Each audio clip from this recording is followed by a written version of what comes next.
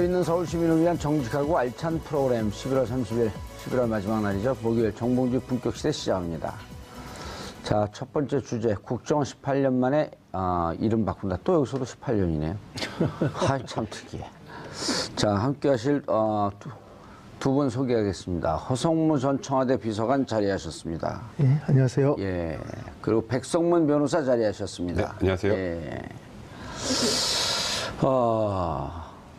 지금 그 이름 바꾼다 이게 지금 핵심이 아니죠?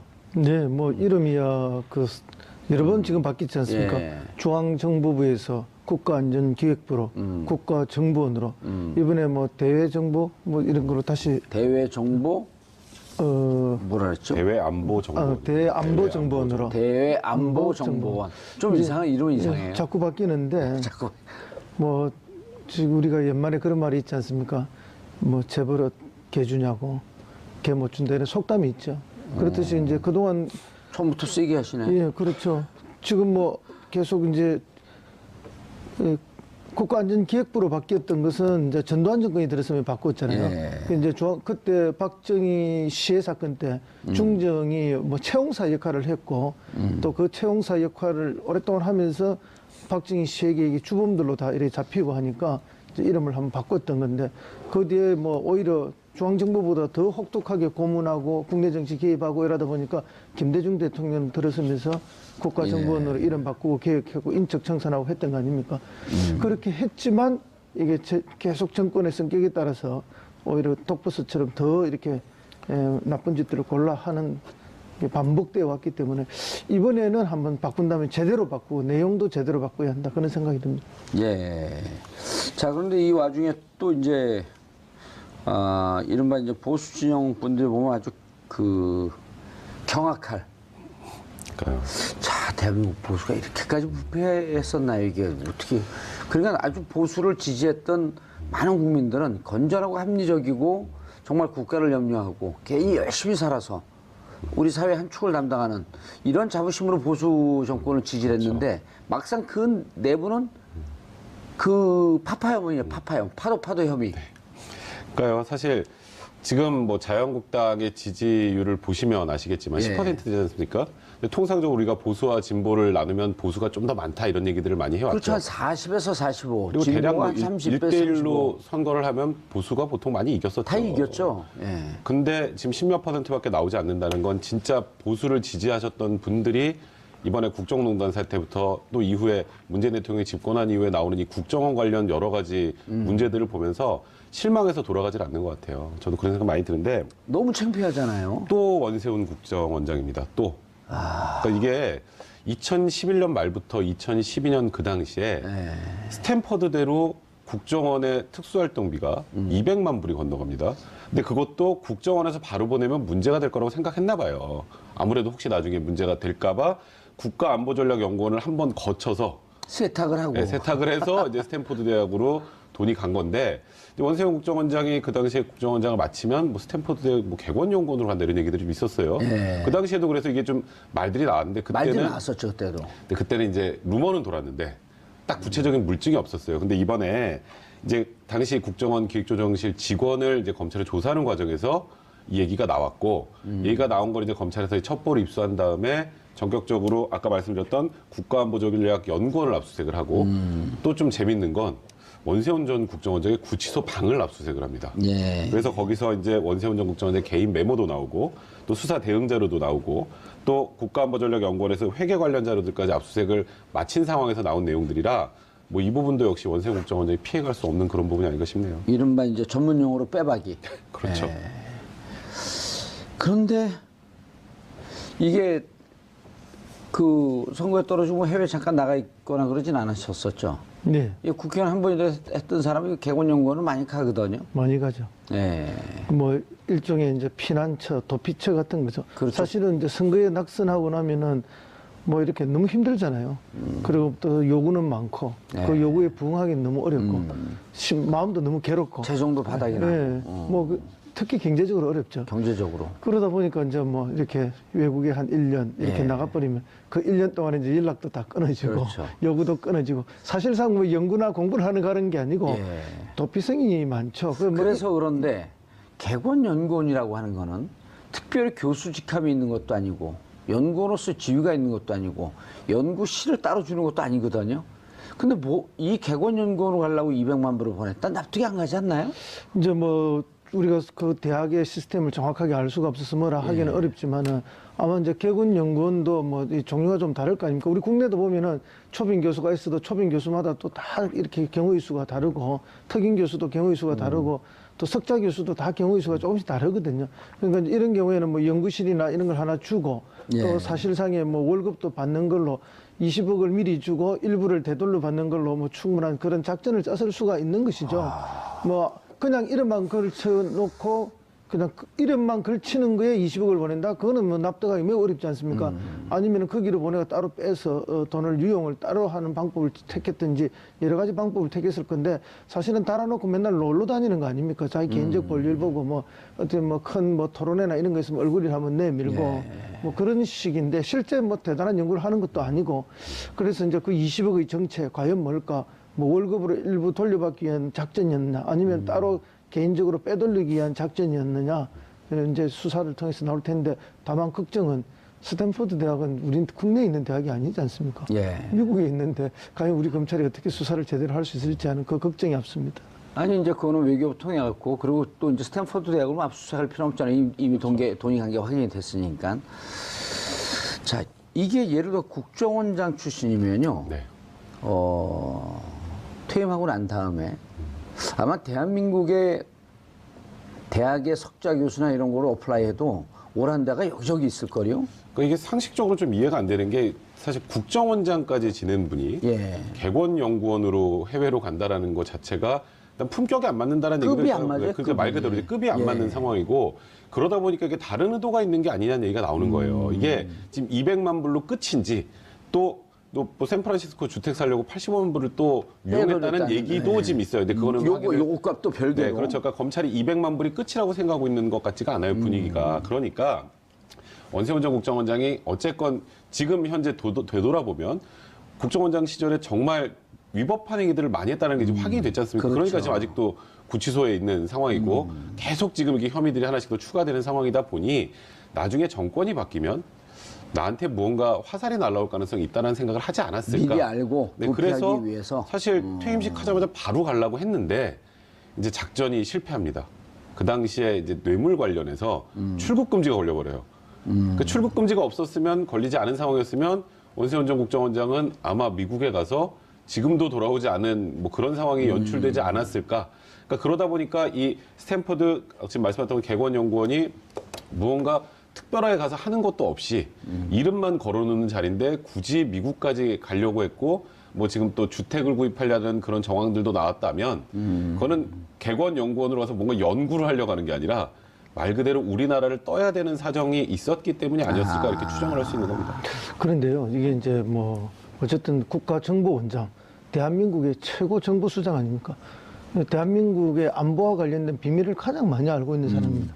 이 사람이 외국에 그렇게 도피성으로 나가 있다. 그 자체가 우리 안보의 위협이죠. 위협이죠. 이런 일이 물론 이제 못 갔지만은 만약에 이렇게 해서 갔다면은 이거야말로 중대한 문제, 국가적 문제가 되는 거죠. 그리고 이제 뭐 사실상은 미국이 아무리 큰 나라고 우리의 우방국가고 동맹국이라 하지만은 국정원장이 이런 식으로 가서 거기 간다? 그런 발상부터가 우리 국민들의 자존심을 좀 상하게 하는 거죠. 예를 들어갖고요. 지금 미국이니까 우리가 그냥 슬그머니 넘어가지만 만약 중국에 간다고 생각을 해봐요. 중국으로 도피했다. 그럼 이렇게 생각할 거예요. 사람들이 자연스럽게. 우리의 정보가 중국으로 다 빠져나가는 거 아니야? 미국이 한미동맹 국가이기 때문에 뭐 저 정도야 다 공유하고 있을 터인데 근데 그거를 그렇게 믿고 넘어갈 문제 아니라 한 번만 뒤집어 보면 어마어마한 정보를 그렇습니다. 국가 최고의 정보를 갖고 있는 사람이 예를 들어 미국에 갖고 뭐 납치를 당하면 어떡합니까? 그런 문제가 있죠. 그리고 또 미국 정보가 아무리 우리 동맹국이라 하지만은 우리의 국익과 미국의 국익이 언제나 완벽하게 일치하는 일치하지 것은 않죠. 않죠. 예. 그런 면에서 보면 우리 국가정보원장이 미국에 가서 우리의 정보를 미국에 중대한 정보들을 흘리고 있다. 이건 우리 국에 아주 심각한 위협이 될 수도 있는 문제죠. 중국은 뭐 물론 중국도 지금 전략적 동반자 관계를 가지고 있습니다. 뭐 마찬가지 아니겠습니까? 어떠한 동맹국이라 하더라도 국가적 이익은 일치하지 않고 또 반할 때가 있는데 최고의 정보수장이 그렇게 간다. 그 발상 자체가 국가 안보를 위협하는 행위다. 매국적 행위라 이렇게 봐야죠. 자, 그러면 백 변호사님. 네. 지금 이제 원 전장이 미국의 집까지 사놓고 국정원 특활비로 노후 준비했다는 이제 뭐 이런 그 합리적 추론들이 나오기 시작을 하는 건데, 그리고 검찰이 방금 말씀하신 85만 불에 대해서 좀 조사를 해봐야 되겠다. 그런 이제 이것과 관련돼서 그 미확인 정보인데 네. 이쪽을 이제 추적하는 기자들의 얘기를 들어보면 원세훈 원장이 미국 그 원장 시절에 미국 갔다 캐나다로 이렇게 뺨질나게 갔다는 겁니다. 그래서 돈의 흐름이 이미 기자들 사이에서 2013년서부터 있으니까 이것 이외에 더 큰 뭉칫돈들이 미국을 통해서 캐나다로 갔을 것이다.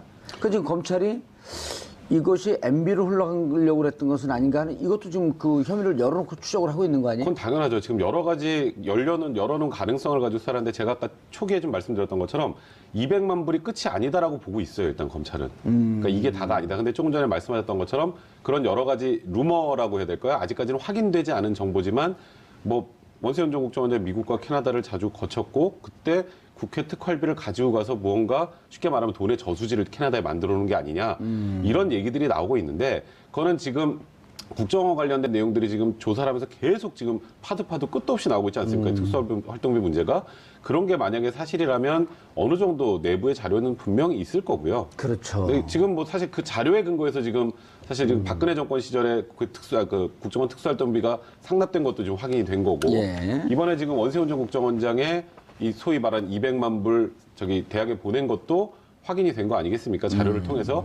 그런 자료들이 있다면 사실 이런 부분들은 잘못된 관행, 이걸 넘어서서 범죄 행위이기 때문에 범죄행위죠. 이거는 정확하게 확인을 해서 없애야 지금 국정원이 받고 있는 대부분의 이제 국민들이 바라보고 있는 이 국정원의 지금 사실 그 위치가 엄청나게 추락한 상황 아니겠습니까? 예. 국정원이 뭐 하는 데냐라는 얘기가 나올 정도 상황이고, 그러다 보니 국정원 개혁 얘기가 나오는데, 사실 제일 중요한 건 국정원에서 이렇게 잘못된 부분을 확실하게 덜어내고, 그 덜어낸 가운데서 새 출발을 해야지, 뭐 이름 좀 바꾸고, 뭐 내용 좀 바꾼다고, 뭐 그게 수박에 줄 근다고 호박에 줄 근다고 수박 됩니까? 예. 그러니까 이런 부분들을 확실하게 이번 기회에, 그러니까 말 그대로 범죄 행위는 완전하게 도려내는 그런 작업들은 반드시 진행돼야 될 것 같습니다. 그러니까 이제 이 국정원장 개인의 범죄 행위뿐만 아니라 국정원 전체가 거기에 따라갔던 범죄 행위가 어마어마하게 있을 거라고 우리가 예측했고 지금 드러나고 있지 않습니까? 그러다 보니까 2013년 당시에 댓글 수사 관련해서 국정원 내에 서천후 2차장을 중심으로 하는 대형 TF팀이 있었는데, 그 대형 TF팀에서 이제는 원세훈 전 국정원장을 희생양으로 삼아야겠다. 속죄양으로 삼아야 되겠다. 그래서 내부 문건에 지금 최근에 그게 발견됐다는 거 아닙니까? 그렇게 해서 이 사람의 개인 비리를 오히려 검찰에 제공을 하고, 그렇게 해서 그런 형식으로 해서 그렇게 해서 정리해버리고 국정원은 조직 보호를 하고 이래가는 그 이제 안까지 나왔다는데, 이제 검찰 측에 그런 제안을 하니까 검찰 측에서는 공식적인 개통을 통해서 제안 들어온 거 아니기 때문에 거절했다는 거 아니에요. 이제 그런 이야기가 나올 정도니까, 그러면 서천호 국정원 당시 2차장 지금 구속돼 있지 않습니까? 이런 사람들은 그 밑에 방금 아까 그 자금의 저수지 이야기했는데, 어마어마한 비리의 저수지를 스스로가 다 잘 알고 있다는 거죠. 그래서 조직 보호를 위해서 오히려 원세훈을 개인 비리로 날리려고 했던 그런 기회까지 있었다는 거 보니까 엄청난 내용이 더 숨어 있을 거라고 봅니다. 범죄를 한 거죠, 범죄를. 그 빅딜이 돼도 범죄 아닌가, 이거는? 그렇죠. 그거야말로 그것도 증거 역시도 은닉. 직권남용이 될 직권남용, 거고요. 예. 거기다가 이제 그런 관련된 증거들, 타인의 범죄 증거를 이제 은닉하는 은닉하면 거죠. 그럼 이제 증거은닉죄도 해당할 수 있는 상황이 되고요. 그러니까 지금 사실 국정원이 실망스러운 건, 사실 제가 기억하기에 한 몇 달 전부터 거의 매일 일면에 국정원 얘기가 나올 정도의 상황이 연출되다 보니까, 사실 국정원이라는 조직도 굉장히 우리나라에서 중요한 조직이죠. 중요하죠. 어쨌건 남북 분단 상황 하에서 국정원의 역할도 굉장히 중요한데, 문제는 엉뚱한 짓을 하느라고 정작 중요한 본연의 임무를 제대로 하지 못했던 내용들까지 지금 나오고 있기 때문에, 사실 이제는 국정원이 정말 반드시 있어야 되는, 본인들의 조직이 있어야 되는 이유를 몸소 국민들한테 보여주지 않으면 계속되는 신뢰를 잃는 건 어쩔 수 없는 지금 구조 아닌가라는 지금 안타까움이 듭니다. 일단 이 200만 불이 국정원 활동비였는데 개인적으로 빼냈다. 그리고 지금 그 스탠포드 대학에 들어가서 그 하나의 계좌에 잠자고 있다. 잠자고 있다 봅니다. 자, 그럼 이것이 국고 손실죄에 또 해당하는 거 아닌가요? 그러니까 이건 전형적인 국고 손실죄죠. 그러니까 이게 사실 일반 회사에서 돈을 이렇게 빼돌리면 무슨 죄죠? 배임 횡령이요. 횡령죄잖아요. 근데 횡령죄 중에 국가에 있는 돈을 이렇게 빼먹어서 갖고 나가면 그건 이제 횡령죄가 아니라 국고 손실죄가 됩니다. 예, 그래서 어마어마한 그 죄형이 지금 크잖아요. 사실 원세훈 전 국정원장 4년형 받은 상황이죠. 예. 근데 지금 너무 뭐가 많이 추가돼서 원세훈 국정원장은 지금 이런 분위기로 가면 10년 안에 나오기 힘들다는 얘기도 나와요. 20년 안에 또. 근데 그래서 사실 원세훈 전 국정원장이 어쨌건 한번 구속됐다가 풀려났었죠. 예. 그랬다 다시 구속이 돼서 사실 그게 제일 힘듭니다. 차라리 계속 쭉 갇혀 있는 게 낫지 한번 나왔다가 그렇죠, 들어가면 한번 그걸 나왔다 들어가면. 거기다가 또 원세훈 전 국정원장이 굉장히 지금 구치생활 잘 못 견딘다는 얘기들이 나오거든요. 예. 근데 사실 뭐 이명박 전 대통령의 수사의 과정을 보면 딱 원세훈 전 국정원장을 통한 국정원 관련해서 MB 쪽까지 올라가는 거 하나, 그다음에 김관진 국방부 장관을 통해서 올라가는 거 하나, 이 두 가지인데. 김관진과 김태호를 거쳐서. 네, 그러니까 김관진 전 장관 같은 경우는 어쨌건 무언가 이명박 전 대통령에게 보고하고 지시받았다는 내용들에 대한 언급은 했어요. 구체적으로 하지 않았기 때문에 이명박 전 대통령은 아직 뭐 소환을 하거나 조사하지 못하는 건데 원세훈 전 국정원장이 이런 방식으로 계속 본인의 죄가 늘어나면서 처벌이 점점 중해질 거라는 걸 본인이 알게 되면 입을 열 가능성도 있다라는 생각이 들어요. 그러니까 원세훈 전 국정원장의 입이 결국 이 수사가 이명박 전 대통령에 갈 수 있느냐 없느냐를 가르는 가장 중요한 그런 요소가 될 것 같습니다. 야, 국정원 돈 이게 200만 불, 22억이요. 22억에서 23억. 눈먼 돈으로 이렇게 썼던 거 아니에요? 그럼 이거 하나를 보면 열을 할 수 있다고. 특활비 한 4,500억 정도로 그냥. 어디 썼는지 잘 모르죠. 뭐 워낙 공작을 많이 해서. 근데 뭐 사실 그동안 뭐 간첩 조작 사건이나 이런 것도 많이 예, 있어요. 그런 그런 것도 조작을 알겠습니다. 하려면 예. 얼마나 돈이 들겠습니까? 이제 진짜 우리 국가 안보를 위해서 쓰라는 특활비가 국가 안보를 위해서 쓴 게 아니고 뭐 정권 안보를 위해서 간첩을 잡는 게 아니라 멀쩡한 시민을 간첩으로 조작하는 데 쓰이거나 이런 식으로 쓰였다는 게 정말 안타까운 거고요. 이건 사실은 원세훈 개인의 노후 대책비로 빠진 건지 도피 자금으로 빠진 건지 아니면은 원세훈을 통해서 뭐 이명박 대통령으로 가려고 하는 가기 위한 뭐 개통에 있었던 건지 우리가 지금 현재로는 무엇을 알 수는 없지만 꼭 밝혀지지 않겠나 예. 보는데 그 어떤 경우라도 용서할 수 없는 중대 범죄죠. 그렇죠. 자, 국회에서는 넘어가기 전에 요 얘기를 조금 더 해봐야겠는데 이 정도면은 이제 어쨌든 뭐 언론에서 다른 언론에서도 다룬 건데 조금 이제 더 들어가 보죠. 그러면은 검찰은 검찰이 이제 지금 마지막으로 이 국정농단에서 최종적으로 타겟을 그 목표, 그러니까 최종 목표점이라고 이것을 뭐 정해놓고 가는 건 아니지만 그래도 박근혜 국정농단의 시작과 끝은 우병우란 말이에요. 네, 그렇죠. 자, 우병우에 대해서는 지금 이제 계속 그 16시간 조사가 끝났으니까 그러면 MB 시절의 국정농단 혹은 MB 시절의 불법 요소에 대해서는 결국은 정점에 그 이명박 전 대통령이 있다. 이렇게 판단을 하고 있을 거 아니에요. 그렇죠. 지금 일단 김관진 전 장관의 진술도 있었고, 예. 근데 이제 다만 전직 대통령을 또 검찰의 포토라인 앞에 세운다거나 아니면 뭐 현장에 가서 좀 조사를 한다라거나 이제 수사 대상에 대해서 입건이 된다라고 하면 그건 엄청나게 일단 뭐 또 보수층에서도 또 반발을 할 수도 있는 부분이기 때문에 정말 딱 떨어지는 것을 찾고 있는 것 같아요. 완벽한 쉽게 증거. 말해서 예. 빼도 박도 못하는 예. 무언가를 찾고 있는데 그러다 보니까 이제 가장 중요한 게 결국 원세훈 전 국정원장의 입이 아니겠느냐. 지금 원세훈 전 국정원장과 이명박 전 대통령이 독대를 여러 번 했다는 거 일주일에 한 번씩 뭐 독대를 했다는 것도 지금 이제 다 드러난 상황이고 예. 그런 상황이면 당연히 보고를 했겠지라고 생각을 하는 게 일반 국민들의 상식이잖아요. 근데 일단은 보고를 안 했다고 하니 그럼 거기 관련해서 무언가 구체적인 증언이 나오거나 구체적인 자료가 나와야 되는데 아직 그런 게 좀 부족하다라고 검찰이 보고 있는 것 같고요. 또 자칫 뭔가 조사가 제대로 이루어지기 전에 이명박 전 대통령 불렀다가 아무것도 건지지 못하면 그거는 오히려 역풍이죠, 이제 오히려. 제대로 역풍을 맞을 수 있기 때문에 검찰도 지금 조심하고 있는 거고요. 아마 그냥 전직 대통령이라 아니라 일반인이었다면 벌써 몇 번 조사를 하지 않았었을까? 몇 번 포토라인에 섰겠죠. 네, 그렇지만 어쨌건 전직 대통령이고 뭐 전직 대통령을 그냥 단순한 혐의 정도 그냥 떠다니는 루머 정도로만 불러올 수는 없는 거잖아요. 그냥 국민들이 생각에 당연히 저거 MB가 했겠지. 이 정도만 갖고 수사를 할 수 없으니까. 예. 그러니까 이제 좀 더 구체화된 증거를 찾고 있다. 결국 원세훈 국정원장 입을 바라보고 있다. 이런 말씀드리면 될 것 같습니다. 알겠습니다. 국정원 특활비를 이번에 대폭 삭감했다? 이런 보도도 나오고 있는 것 같은데요. 뭐 삭감을 했는데 예. 그 액수가 뭐 한 10분의 1 정도밖에 안 된다는 겁니다. 그러니까 뭐 한 절반쯤 삭감했으면 진짜 대폭 삭감한 건데 예. 전체 규모에서 10분의 1 정도면 뭐 대폭이라 보기는 좀 어렵죠. 그냥 뭐 눈 가리고 아웅식 국민들 앞에 한번 국회가 우리가 예. 한번 손 좀 봤다 하는 걸 보여주기 위한 정도의 삭감이라 보고요. 그 돈 없어도 충분히 잘하지 않겠습니까?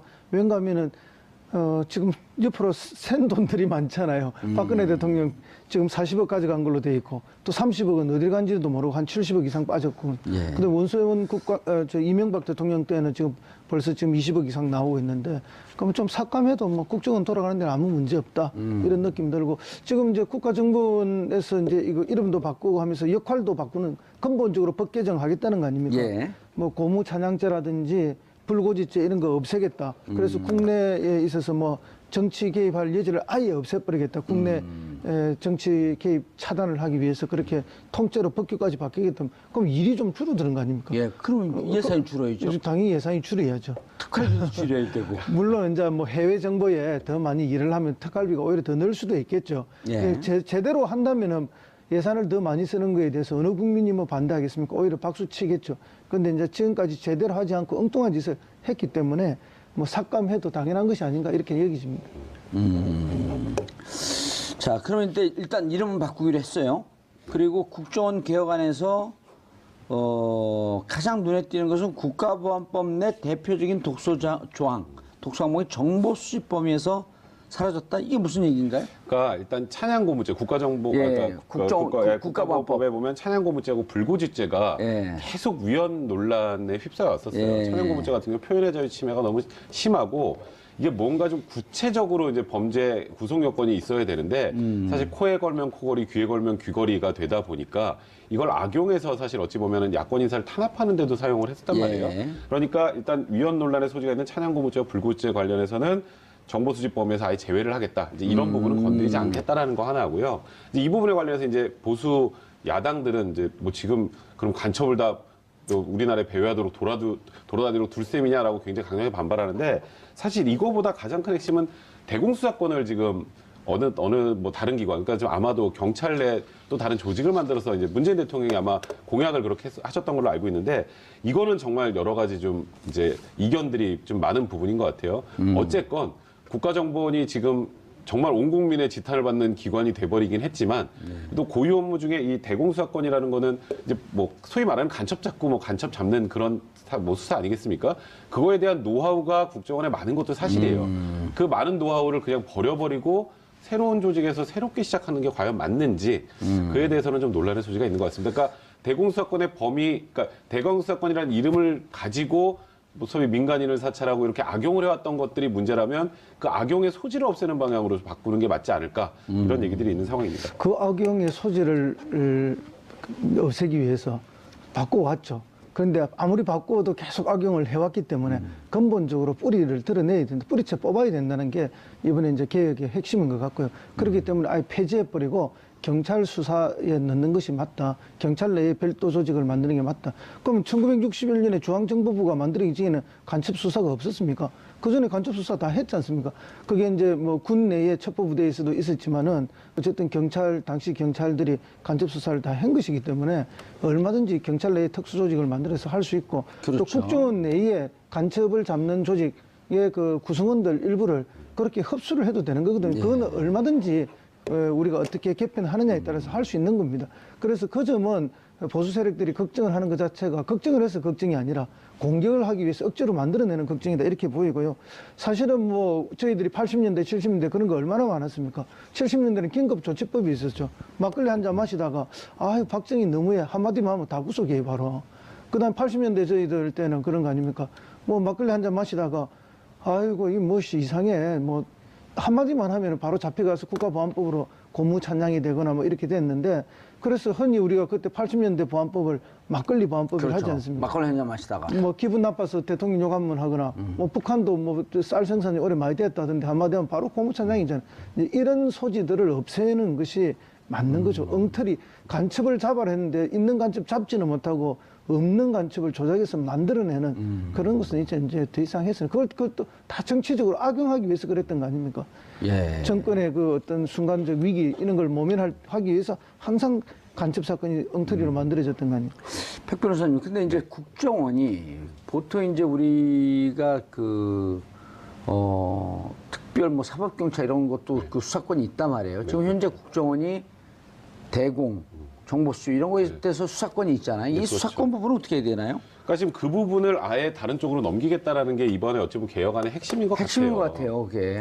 그러니까 지금 조금 전에 말씀하셨던 것처럼 저도 그 부분은 충분히 이해가 됩니다. 어떻게든 그래도 지금 과거부터 대공수사를 계속 해왔던 그게 이제 물론 과거에 잘못된 것도 있었고 최근에 보수 정권 하에서도 또 이 대공수사권이라는 미명하에 민간인을 사찰하고 했던 것들이 지금 드러났기 때문에 사실 국정원 입장에서 입이 10개라도 할 말은 없겠습니다만 서훈 국정원장도 그런 얘기를 하죠. 그래도 대공수사 관련해서는 그래도 국정원이 제일 낫다라는 얘기도 이제 지금 현재 국정원장도 한 상황이고 어쨌건 뭐 미우나 고우나 국정원이라는 조직이 예. 우리나라 지금 남북 분단 하에서 지금까지 잘못된 관행만 없애고 본인들이 가지고 있는 노하우를 기초로 해서 뭐 정보 수집하고 수사하고 같은 쪽으로 가야지 한쪽은 정보 수집하고 저쪽 다른 조직에서는 수사만 하고 이것도 사실 현실적으로 좀 맞지 않지 않겠습니까? 예. 이제 그런 부분들을 좀 지혜롭게 할 수 있는 방법을 찾아보는 게 좋지 않을까? 저는 아까 그 허성우 비서관님하고 생각이 조금 다른 게 이 대공수사권 자체를 국정원에서 뺏어버리는 게 물론 겉으로 보기엔 대공수사권, 네. 정보 수집이 아니라 대공수사권. 네. 그걸 뺏어버리는 게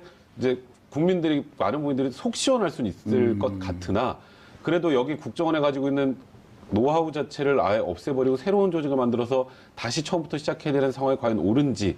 그러니까 이거는 보수와 진보를 저도 떠나서 드리는 말씀인데요. 그런 부분에 대해서는 좀 우려가 되는 부분이 사실입니다. 그러니까 지금은 이제 정부에서 새 조직을 만든다는 거 아닙니까? 경찰 내에. 그럼 새 조직의 구성을 만들어야 될 거 아닙니까?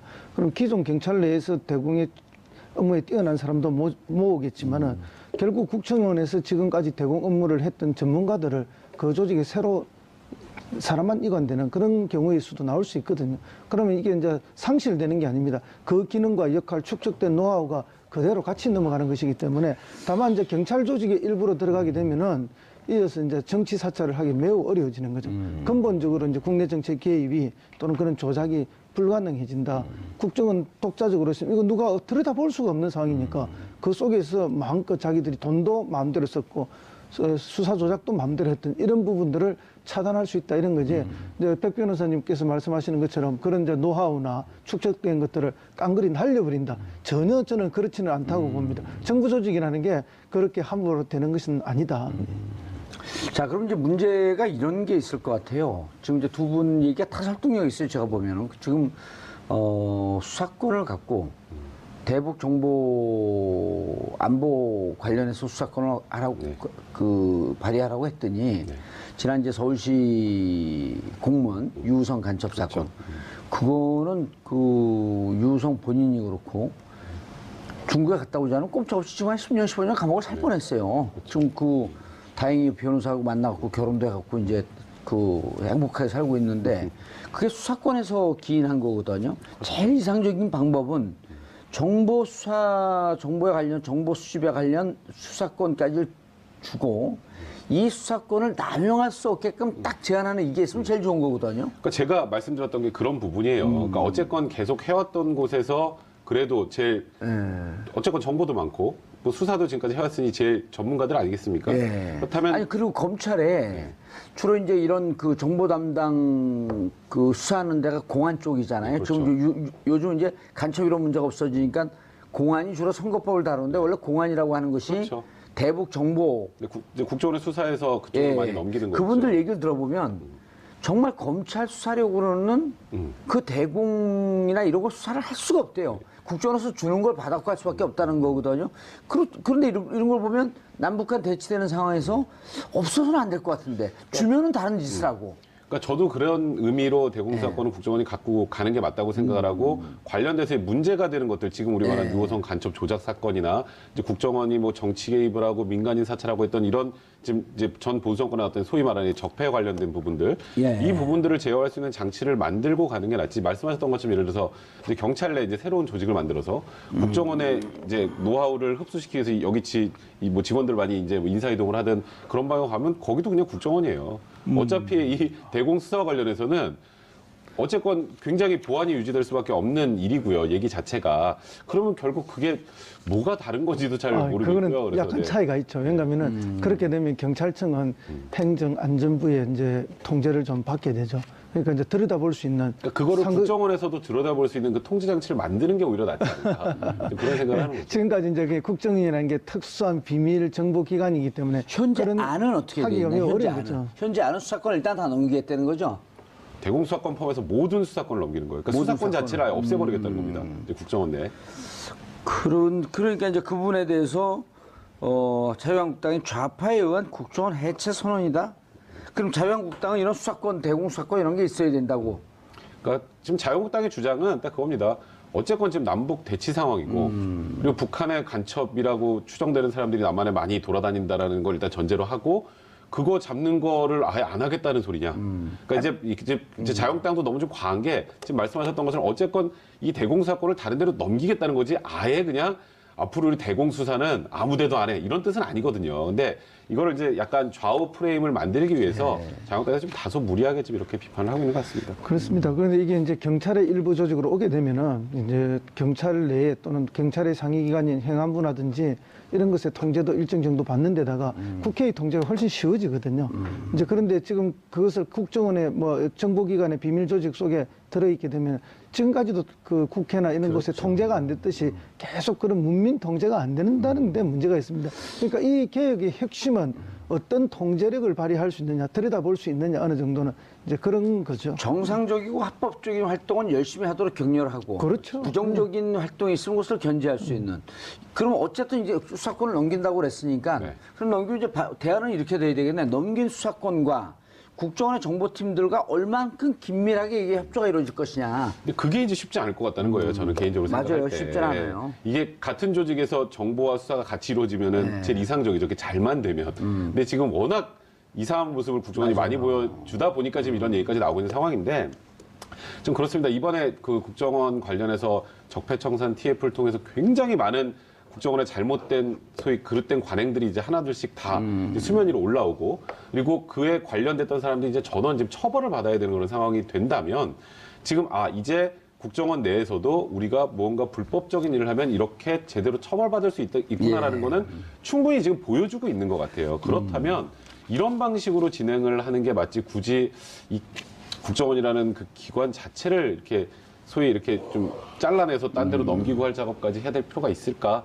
저는 그냥 그렇게 생각합니다. 어쨌든 국민들이 지금 너무 그러니까 이게 굉장히 불안해하니까 혼란스러워요, 사실 이 부분은. 너무 불안해하니까 일단 불신하고 그 수사권 이런 거 일단 하고 나중에 그러다가 국정원이 좀 정상적으로 자리 잡으면 그때 다시 수사권 필요하면 가져오면 되는 거 아닌가요? 아니요. 근데 이제 수사권이 경찰로 넘어가게 되면 그 수사만 하는 게 수사에는 반드시 정보를 같이 하게 돼 있습니다. 그래서 제공 정보를 협조할 같이 수밖에 하게 돼 없다. 있기 때문에 예. 이제 우리 백 변호사님 걱정하시는 건 뭐 당연한 걱정이시고 누군들 우리 국민이라면 그런 거에 대한 걱정이 없을 수가 없는데요. 예. 근데 지금 보수 정당에서 지나치게 그런 걱정을 키우고 있고 또 과장하고 있다는 생각도 들고요.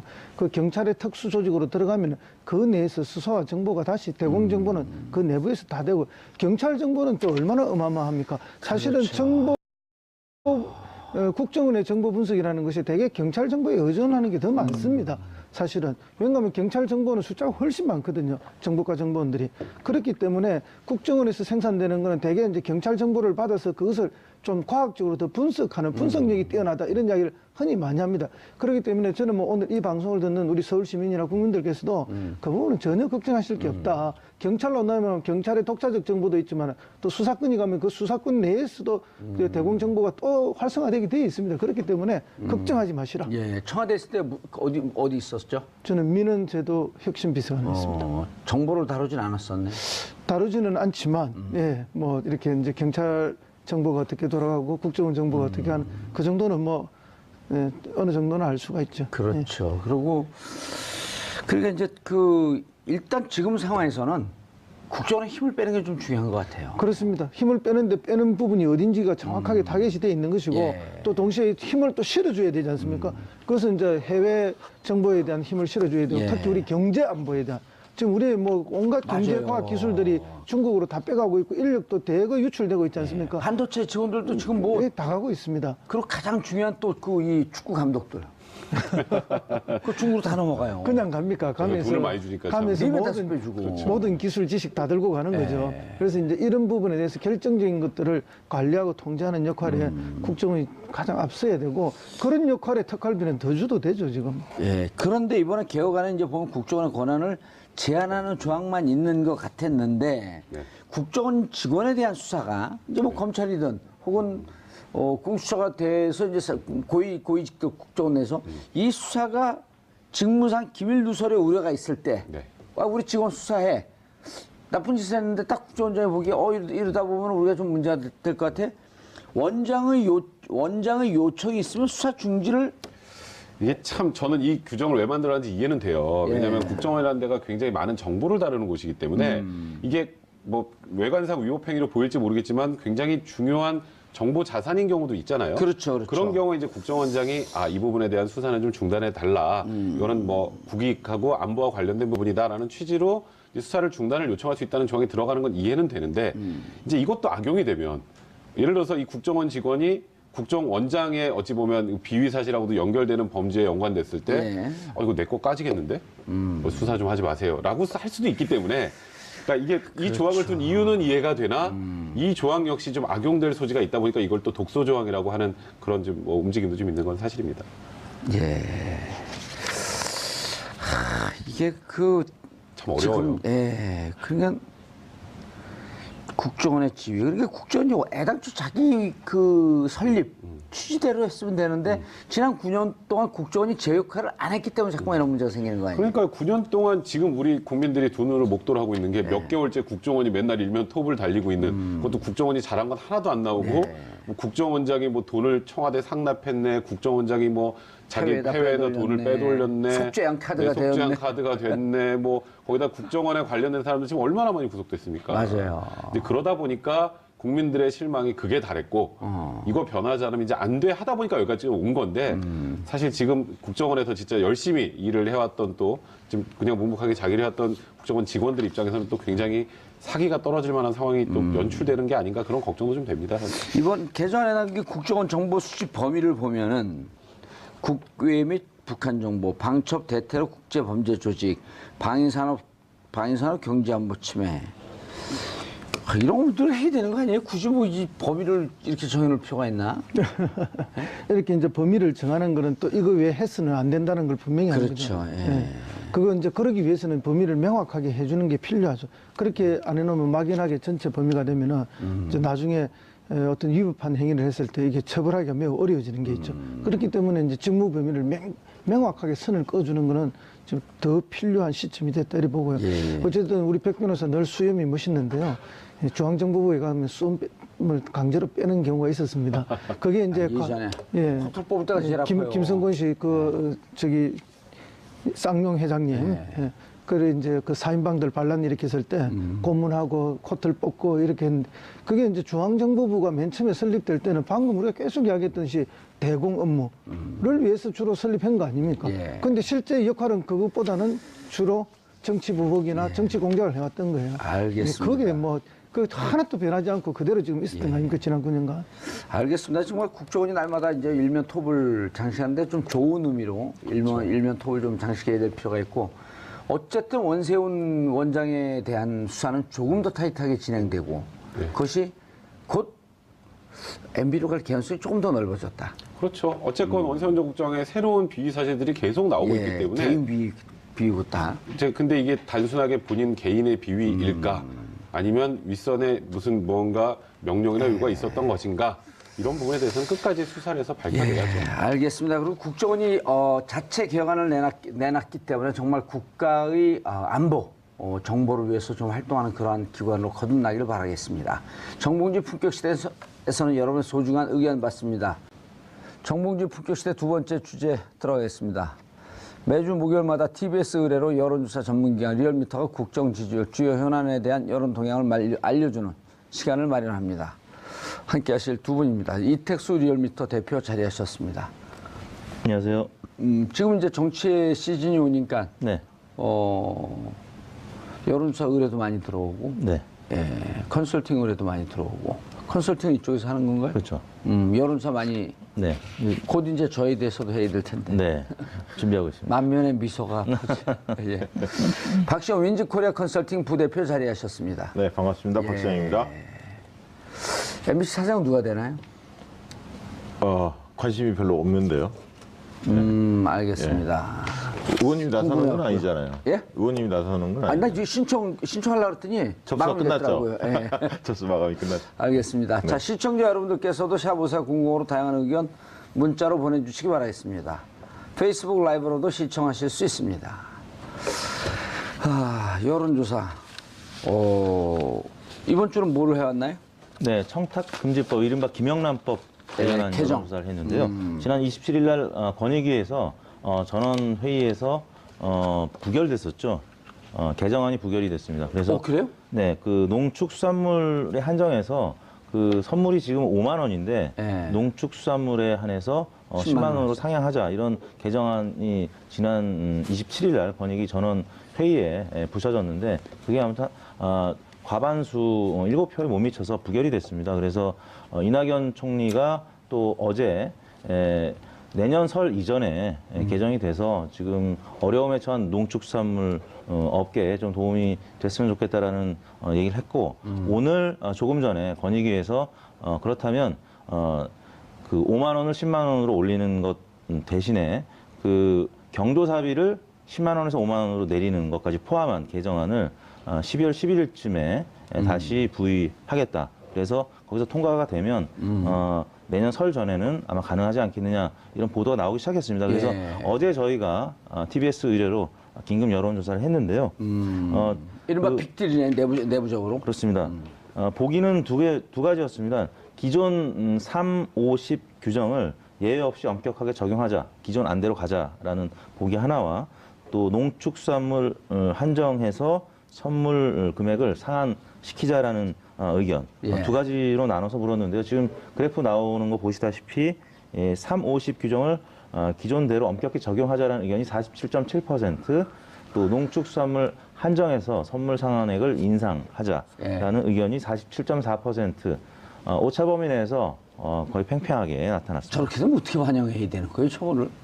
지난 저희가 9월 달에 조사를 했었는데 그때는 물론 이제 보기가 조금 척도가 달랐습니다. 세 가지였었는데 당시에는 3, 50 규정을 유지 강화하자는 의견이 41.4%, 또 농축수산물에 대해서 규정을 완화할 필요가 있다 25.6%, 또 한편으로는 당시에 10, 15 의견이 있었거든요. 식사를 10만 원 올리고 선물도 5만 원에서 10만 원으로 올리고 또 경조사비를 대신에 5만 원 내리자. 10, 15, 또 뭐 5, 15 이런 개정안들이 있었는데 그러한 의견에 25.3%가 찬성을 하는 것으로 나타났었는데 그때와 비교하면은 3, 50 규정 유지 강화 의견이 41.4%에서 47.7%로 나왔고 또 반면에 농축수산물 그 한정해서 상향시키자라는 의견도 당시 25.6이었는데 이번에는 47.4%로 특히 이제 좀 완화시키자, 농축수산물과 관련해서 완화시키자는 의견이 그때보다는 뭐 대략 20%가량 높게 나타났습니다.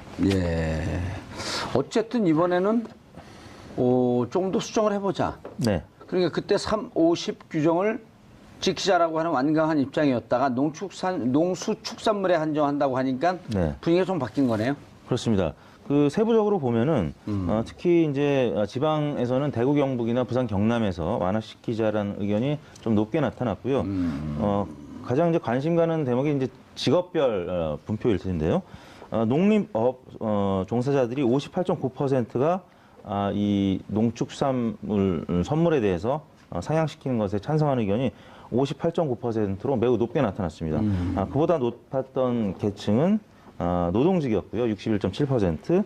그다음에 자영업자들도 이 농축산물 유통시키면서 많은 어려움을 겪고 있는 직종 중에 하나죠. 51.7%가 농축산물 한정한 상향에 찬성하는 것으로 나타났고 반면에 상호직은 50.4%가 기존대로 가자는 의견이 50.4% 응답에서 높게 나타났고요. 그 외에 뭐 자영업자들 같은 경우는 아까 상향에 찬성했습니다만 또 기존 안도 또 46.4% 팽팽하게 나타났고 연령대별로는 그 20대, 30대가 기존안 의견이 50% 이상 높게 나타났고요. 반면에 40대, 50대는 또 50% 이상 농축산물 선물에 대해서는 상향시키자라는 의견이 높게 나타나서 좀 계층별로 좀 다른 모양새를 나타냈습니다. 아, 저 아주 이렇게 혼전 네. 양태네요. 지금 이제 9월 말에 비하면 찬성 의견, 그러니까 엄격하게 계속 적용해야 한다는 의견도 조금 올라갔어요. 소폭.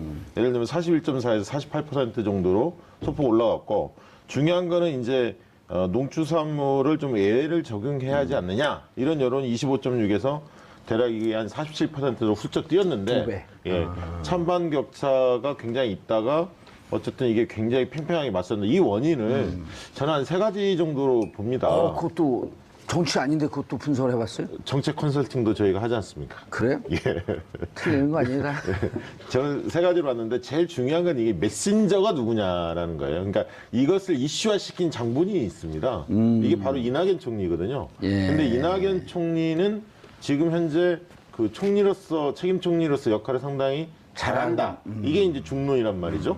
그러니까 국민들에게 신뢰감을 좀 주는 인물이고 영향력이 일단 예. 셉니다. 총리이기 때문에. 근데 이분이 이제 잘 아시겠지만 전라남도 도지사 출신이었고 예. 과거 국회의원 시절에도 농수산이 이쪽을 계속 그 상임위 활동을 오랫동안 하신 분입니다. 그러니까 농민들이나 수산업, 축산업자, 종사자들의 어려움을 잘 알고 있는 분인데 이분이 이제 이슈화를 이게 시킨 겁니다, 사실은. 그래서 이슈화를 시켰기 때문에 메신저에 대한 신뢰감이 있기 때문에 이 문제가 상당히 주요 정책 이슈로 이게 부각을 해서 판단 유보층, 잘 모르겠다라고 생각하는 판단 유보층들이 대거 어떻게 보면 찬성 쪽으로, 수정 찬성 쪽으로 옮겨온 거 아니냐. 이게 이제 첫 번째 이유고요.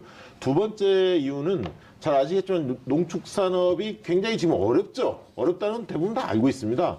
그런데 최근에 또 한미 FTA, 재협상 이런 것들이 이제 보도가 되면서 앞으로 가면 갈수록 한미 그 농축산업 자체가 상당히 위축될 거 아니냐. 지금보다 더 어려질 것이다. 이런 어떤 국민적 공감대가 있는 거 아니냐. 그래서 이런 어려움을 좀 덜어드려야 한다는 국민적인 어떤 흐름들이 있지 않았나. 이게 이제 두 번째 요인으로 볼 수 있을 것 같고요.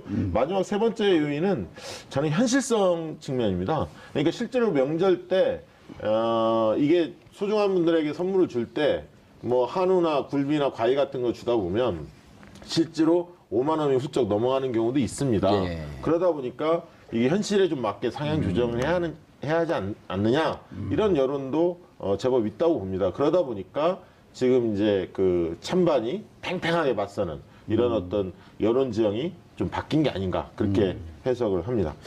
저걸 보면요, 이택수 대표님, 저걸 보면은 지금 이 조사 결과 나온 걸 보면 국민들이 정책을 하는 정치인들이나 이런 분들부터 현명한 것 같아요. 전체적인 정신이 그 47대 47 팽팽하게 나온다는 게 47대 357은 야, 이거 좀 정치와 사회를 투명하고 깨끗하게 만들려고 했는데 법을 좀 한번 지켜보자. 네. 1년밖에 안 됐는데 1년 조금 넘었는데 뭘 그렇게 촐랑거리냐. 네. 라고 하는 쪽이 그 여전히 유지되고 있고 네. 그리고 또 반면에 충분히 그렇게 묶어놓는 것이 의미가 있으니 이제는 네. 특히 어려운 층서부터 조금씩 이렇게 숨통을 좀 튀어놓자. 네. 이 두 개가 아주 잘 조화롭게 나온 것 같아요. 그렇습니다. 아주 마치 짜듯이 네. 국민들 사이 빗들이 이루어진 건가요? 뭐 그런 과정으로 가는 것이 아닌가 싶은데요. 일단 뭐 지난 1년이라는 기간 동안 예. 잘 지켜져 왔죠. 잘 지켜져 왔죠. 그 공직사회 분위기 또 그 언론사를 중심으로 한 또 분위기 많이 바뀌었습니다. 또 여의도의 사무실이 지금 박 부대표님이나 저나 예. 있는데 여의도 이 식당가라든지 아니면 뭐 이제 주류를 판매하는 곳들 분위기가 많이 29,000원짜리 바뀌었습니다. 김영남 정식. 그렇죠. 그 사실 이제 업계가 뭐 그렇기 때문에 자영업 하시는 분들은 굉장히 어려운 것이 사실이고요.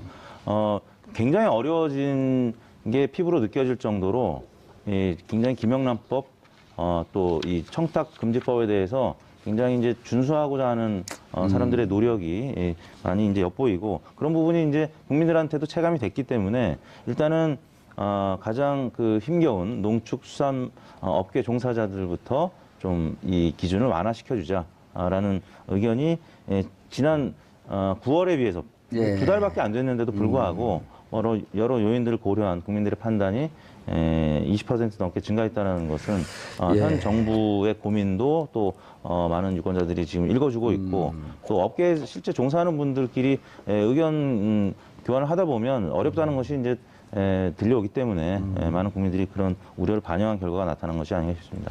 이번에 이제 좀 계층별로 좀 보니까 특이한 점이 하나 있더라고요. 계층과 지역별로 좀 다 좀 봐줘야 될것 보니까 같아요. 특이한 점이 이런 겁니다. 그러니까 보통 세대 간의 인식 차이가 이 정치적 현안 같은 건 뚜렷한데 이번 사안은 좀 공교롭게 재밌게 나왔어요. 뭐냐면 20, 30대가 하나로 묶이고 40, 50대가 묶입니다. 그러니까 20, 30대는 엄격하게 적용하자는 의견이 다소 높고요. 30, 40대는 이걸 좀 완화해야 한다. 상향 조정을 해야 한다라는 여론이 좀 더 높습니다. 아무래도 40, 50대가 좀 높은데 40, 50대는 대개 이제 그런 어떤 선물이라든가 경조사 이런 것들에 밀접하게 좀 연관된 계층 아닙니까? 40대, 50대가. 저 20, 30대는 상대적으로는 그런 것보다는 본인들이 어떤 가치 이런 걸 좀 이상주의자와 현실주의자 이런 게 대립되는 느낌이 들었고요. 특이한 건 또 60대가 찬반이 좀 팽팽하게 나왔습니다. 이러다 보니까 보수층에서도 민주당 같은 경우도 총리나 정부가 이게 드라이브를 걸고 있기 때문에 민주당 지지층도 찬반이 좀 팽팽하게 나왔고 자유한국당 지지층은 좀 찬성이 좀 더 우세했지만 정의당에서는 엄격 적용 의견이 반대로 좀 높았습니다. 근데 보수층에서 보면 지역별로 좀 차이가 있습니다. 보수층에서 엄격 적용 의견이 다소 높게 나왔어요. 보수층에서도 비슷하지만 약간 높게 나왔는데 그렇죠. 왜냐하면 보수층의 다수는 60대 이상인데 60대 이상이 찬반이 엇비슷하게 나오다 보니까 전체적으로 보수층이 찬반이 좀 비슷하게 나왔습니다. 그런데 TK나 PK 등 지방에 계신 보수층들은 이게 찬성 쪽으로 이게 좀 상향 조정하자 이런 쪽으로 아무래도 농민들이 좀 많으니까. 네. 근데 수도권 보수층들은 엄격 적용 의견이 좀 더 많았던 것 같아요. 그러다 보니까 같은 보수층 보수라도. 전체로 보면 좀 엇비슷하게 나오는 그런 어떤 특이한 현상을 좀 볼 수 있었습니다. 그러니까 이게 보수 진보의 문제가 아니라 지역적 문제로 좀 전환되는 양상을 보이는 좀 거죠. 종사자, 지역이라든지 농민들, 직업이라든지 직업, 자영업 이런 거 중요하죠. 그리고 실질적으로 이제 수도권에 사는 20, 30, 40대 같은 경우는 김영란법 때문에 어렵다 하는데 어찌 보면 농수축산물과 직접적인 연관이 없기 때문에 체감도가 뚝 떨어지는 거거든요.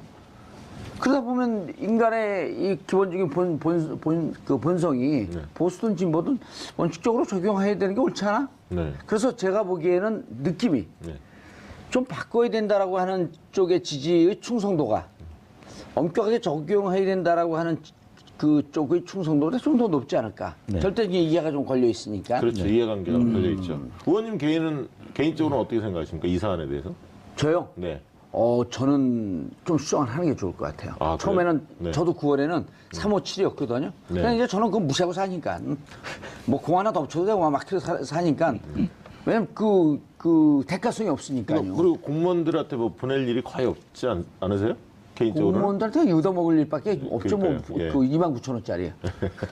근데 그때도 진짜, 이거 뭐 1년밖에 안 됐는데, 우리가 이제 1년, 9월인가가 1년이에요. 그래갖고 9월에 여론조사할 때 저도 357을 주장을 했는데, 지금 보니까 어쨌든 경기가 너무나 침체되고 금리도 또 올라간다 그러니까 뭔가 좀 경제를 좀 풀어주고 어려운 사람 쪽에서부터 자꾸 숨통을 튀는 정책을 좀 해야 되겠다. 네. 이런 판단이 좀 들더라고요. 네. 그리고 이게 야당에서 만약에 이게 통과되더라도 12월 10일 날 뭐 다시 전원위원회를 국민권익위에서 소집을 해서 다시 한번 하겠다. 이번에 이제 원래 14명이 정족수인데 12명이 참석했다고 그래요. 27일 날 부결이 됐는데 찬성이 6명, 반대가 5명, 1명이 기권. 그리고 위원장이 그 불참을 하다 보니까 12명밖에 참석을 안 했는데 다시 이제 소집될 가능성이 있죠. 왜냐하면 총리가 의지가 좀 강하시기 때문에 한 번 더 이제 할 가능성이 있는데 이게 만약에 통과되더라도 그러니까 상향 조정이 이루어지더라도 야당에서 반대하기 참 어렵습니다. 왜냐하면 이게 농민들하고 수산업, 축산업 분들의 절대적인 어떤 지지를 얻고 있기 때문에 사실은 이게 또 내년에 지방선거가 있지 않습니까? 예. 대놓고 반대하기가 상당히 어렵습니다. 아니 그러니까 이거는 정치적 문제가 아닌 것 같아요. 네, 제가 그렇습니다. 보기에는. 예. 정치적 문제가 아니고 오히려 지역적 문제가 더 강하고 또 지역도 대구 경북 지역에서도 상대적으로 좀 높지 않아요? 네. 좀 풀어줘야 된다라고 하는 게. 그래서 제가 보기에 정쟁의 문제는 아닌 것 같아요. 네, 그렇습니다. 정쟁의 문제는 아니고 그래도 또 풀어주면 야당은 이제 이런 고민을 했죠. 풀어줘서 정치가 잘 되면 어쨌든 정부 여당에 대해 박수를 보내는데 나라에 망하든 말든 그 정부 여당이 박수 받는 거 싫잖아요. 그래도 이번에 그 현명한 것은 뭐냐면 이 선물은 올려고 5만 원, 10만 원 올려고 아까 경조사. 말씀드린 경조사는 낮추는 거 10만 원에서 5만 원. 이 부분이 좀 현실적으로 맞지 않나 그런 생각이 듭니다. 근데 예. 불현듯 질문이 드는 게 네. 그럼 경조사 5만 원 해놓으면 네. 그 누가 공무원이 와서 경조사 얼마 했는지 다 뜯어보나요? 아니, 그러니까 직무 관련성이 없는 분들에 대해서 누가 얼마인지 예. 볼 수도 있겠죠. 예. 그거 어떻게 봐요? 그 아니, 압수수색 아니, 영장이 그러니까 없이? 그 무슨 제보가 있거나 뭐가 있어야겠죠. 그걸 뭐 수시로 볼 수는 없는 거고요. 예. 그래서 경조사비 내리는 거는 네. 별 의미가 없을 것 같아요. 이제 5만 원으로 내리더라도 이제 그 조화를 하는 것에 대해서 합쳐서는 또 10만 원까지 그 허용을 해주는 예. 그런 좀 탄력적인 개정안이었던 것 같고요. 아무튼 이게 직무 연관성이니까 내가 예를 들어 그 박시영 그 집안에 무슨 좀 안 좋은 일이 있어 하면은 5만 원 이런 거 관계 없는 거 아니에요? 100만 원 보내시면 됩니다. 100만 원요? 네. 감사합니다. 1000만 원 보내려고 그랬는데 감사합니다. 공 하나 빼고 예, 저 보내겠네. 공무원이 아니기 때문에. 예. 이게 공무원들 사이에서 그렇죠. 이제 공무원이나 뭐 그러니까 공직자, 언론사, 사립학교, 또 사립유치원 임직원, 사학재단 이사진 및 배우자 등등. 이건 어떻게 되나요? 또 이제 돌발 질문. 박시영 공무원이에요. 언론사에 예를 들어서. 네네. 그럼 내가 해야 되는데 저는 5만 원밖에 못 하니까. 네. 그럼 우리 또 부인이 5만 원. 애들 이름으로 5만 원. 그 합의 20만 원. 네. 그럼 어떻게 되는 거예요? 그건 안 되는 거죠. 왜요? 그건 안 될 겁니다. 네. 그건 뭐 제가 법률 전문가는 아니지만 그건 이제 안 돼요. 왜요? 그렇게 네. 바로 꼬랑지 내리는데 이름이 최경환이세요? 바로 꼬랑지 내리시네. 여하튼 이 사회적인 이 청탁 문화가 이제 청탁 금지를 시키기 위한 거니까. 개선되어야 한다는 어떤 이제 명분도 있는 것이고, 근데 반면에 각자의 생계가 있기 때문에 생계형 이슈잖아요. 이거는 뭐 그러다 보니까 이제 계층별 또 지역별 입장이 다 다르기 때문에 일반적인 이슈와는 조금 다른 단면들을 보여주고 있는 그런 결과인 것 같습니다. 근데 이번에 지금 권익위원장이 1차 회의 때 이번에 불참한 것은 나름의 고육지책으로 보여요. 왜냐하면 정부가 표방한 것은 반부패 이 정책 기조가 분명하고 실제로 주무부서 아닙니까? 권익위가. 그러다 보니까 권익위원장이 정부에서 이걸 수정 의견에 분위기를 띄운다 하더라도 본인이 이 시행한 지 1년밖에 안 됐는데 본인이 나서서 입장을 표명하기가 참 곤혹스러웠던 것 같아요. 그래서 그럴 수 있겠네요. 예, 그렇지만 이제 뭔가를 좀 결론을 다시 한번 내려야 할 상황이고 찬반이 6대 5였는데 그런 측면에서 12월 달에 명확하게 입장을 내는 게 바람직해 보입니다. 정무적 불참으로 볼 수도 있겠다. 네, 저는 그렇게 좀 읽혀졌습니다.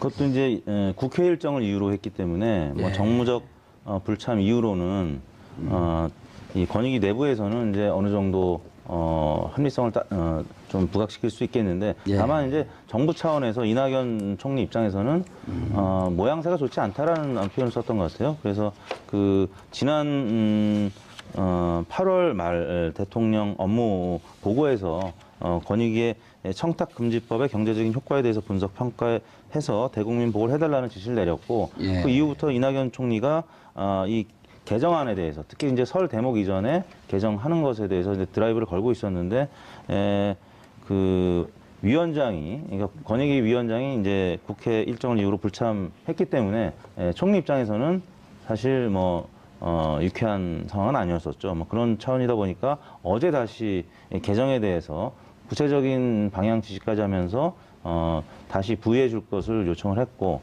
권익위가 오늘 아까 말씀드린 대로 12월 11일 날 다시 전원 회의에 부의하는 것으로 보도가 알겠습니다. 나왔습니다. 자, 이태수 대표님, 이제는 문재인 대통령과 정당 지지율을 한번 좀 들여다보죠. 네, 문재인 대통령 지지율이 뭐 계속 한 3, 4주간 상승세를 보였었는데요.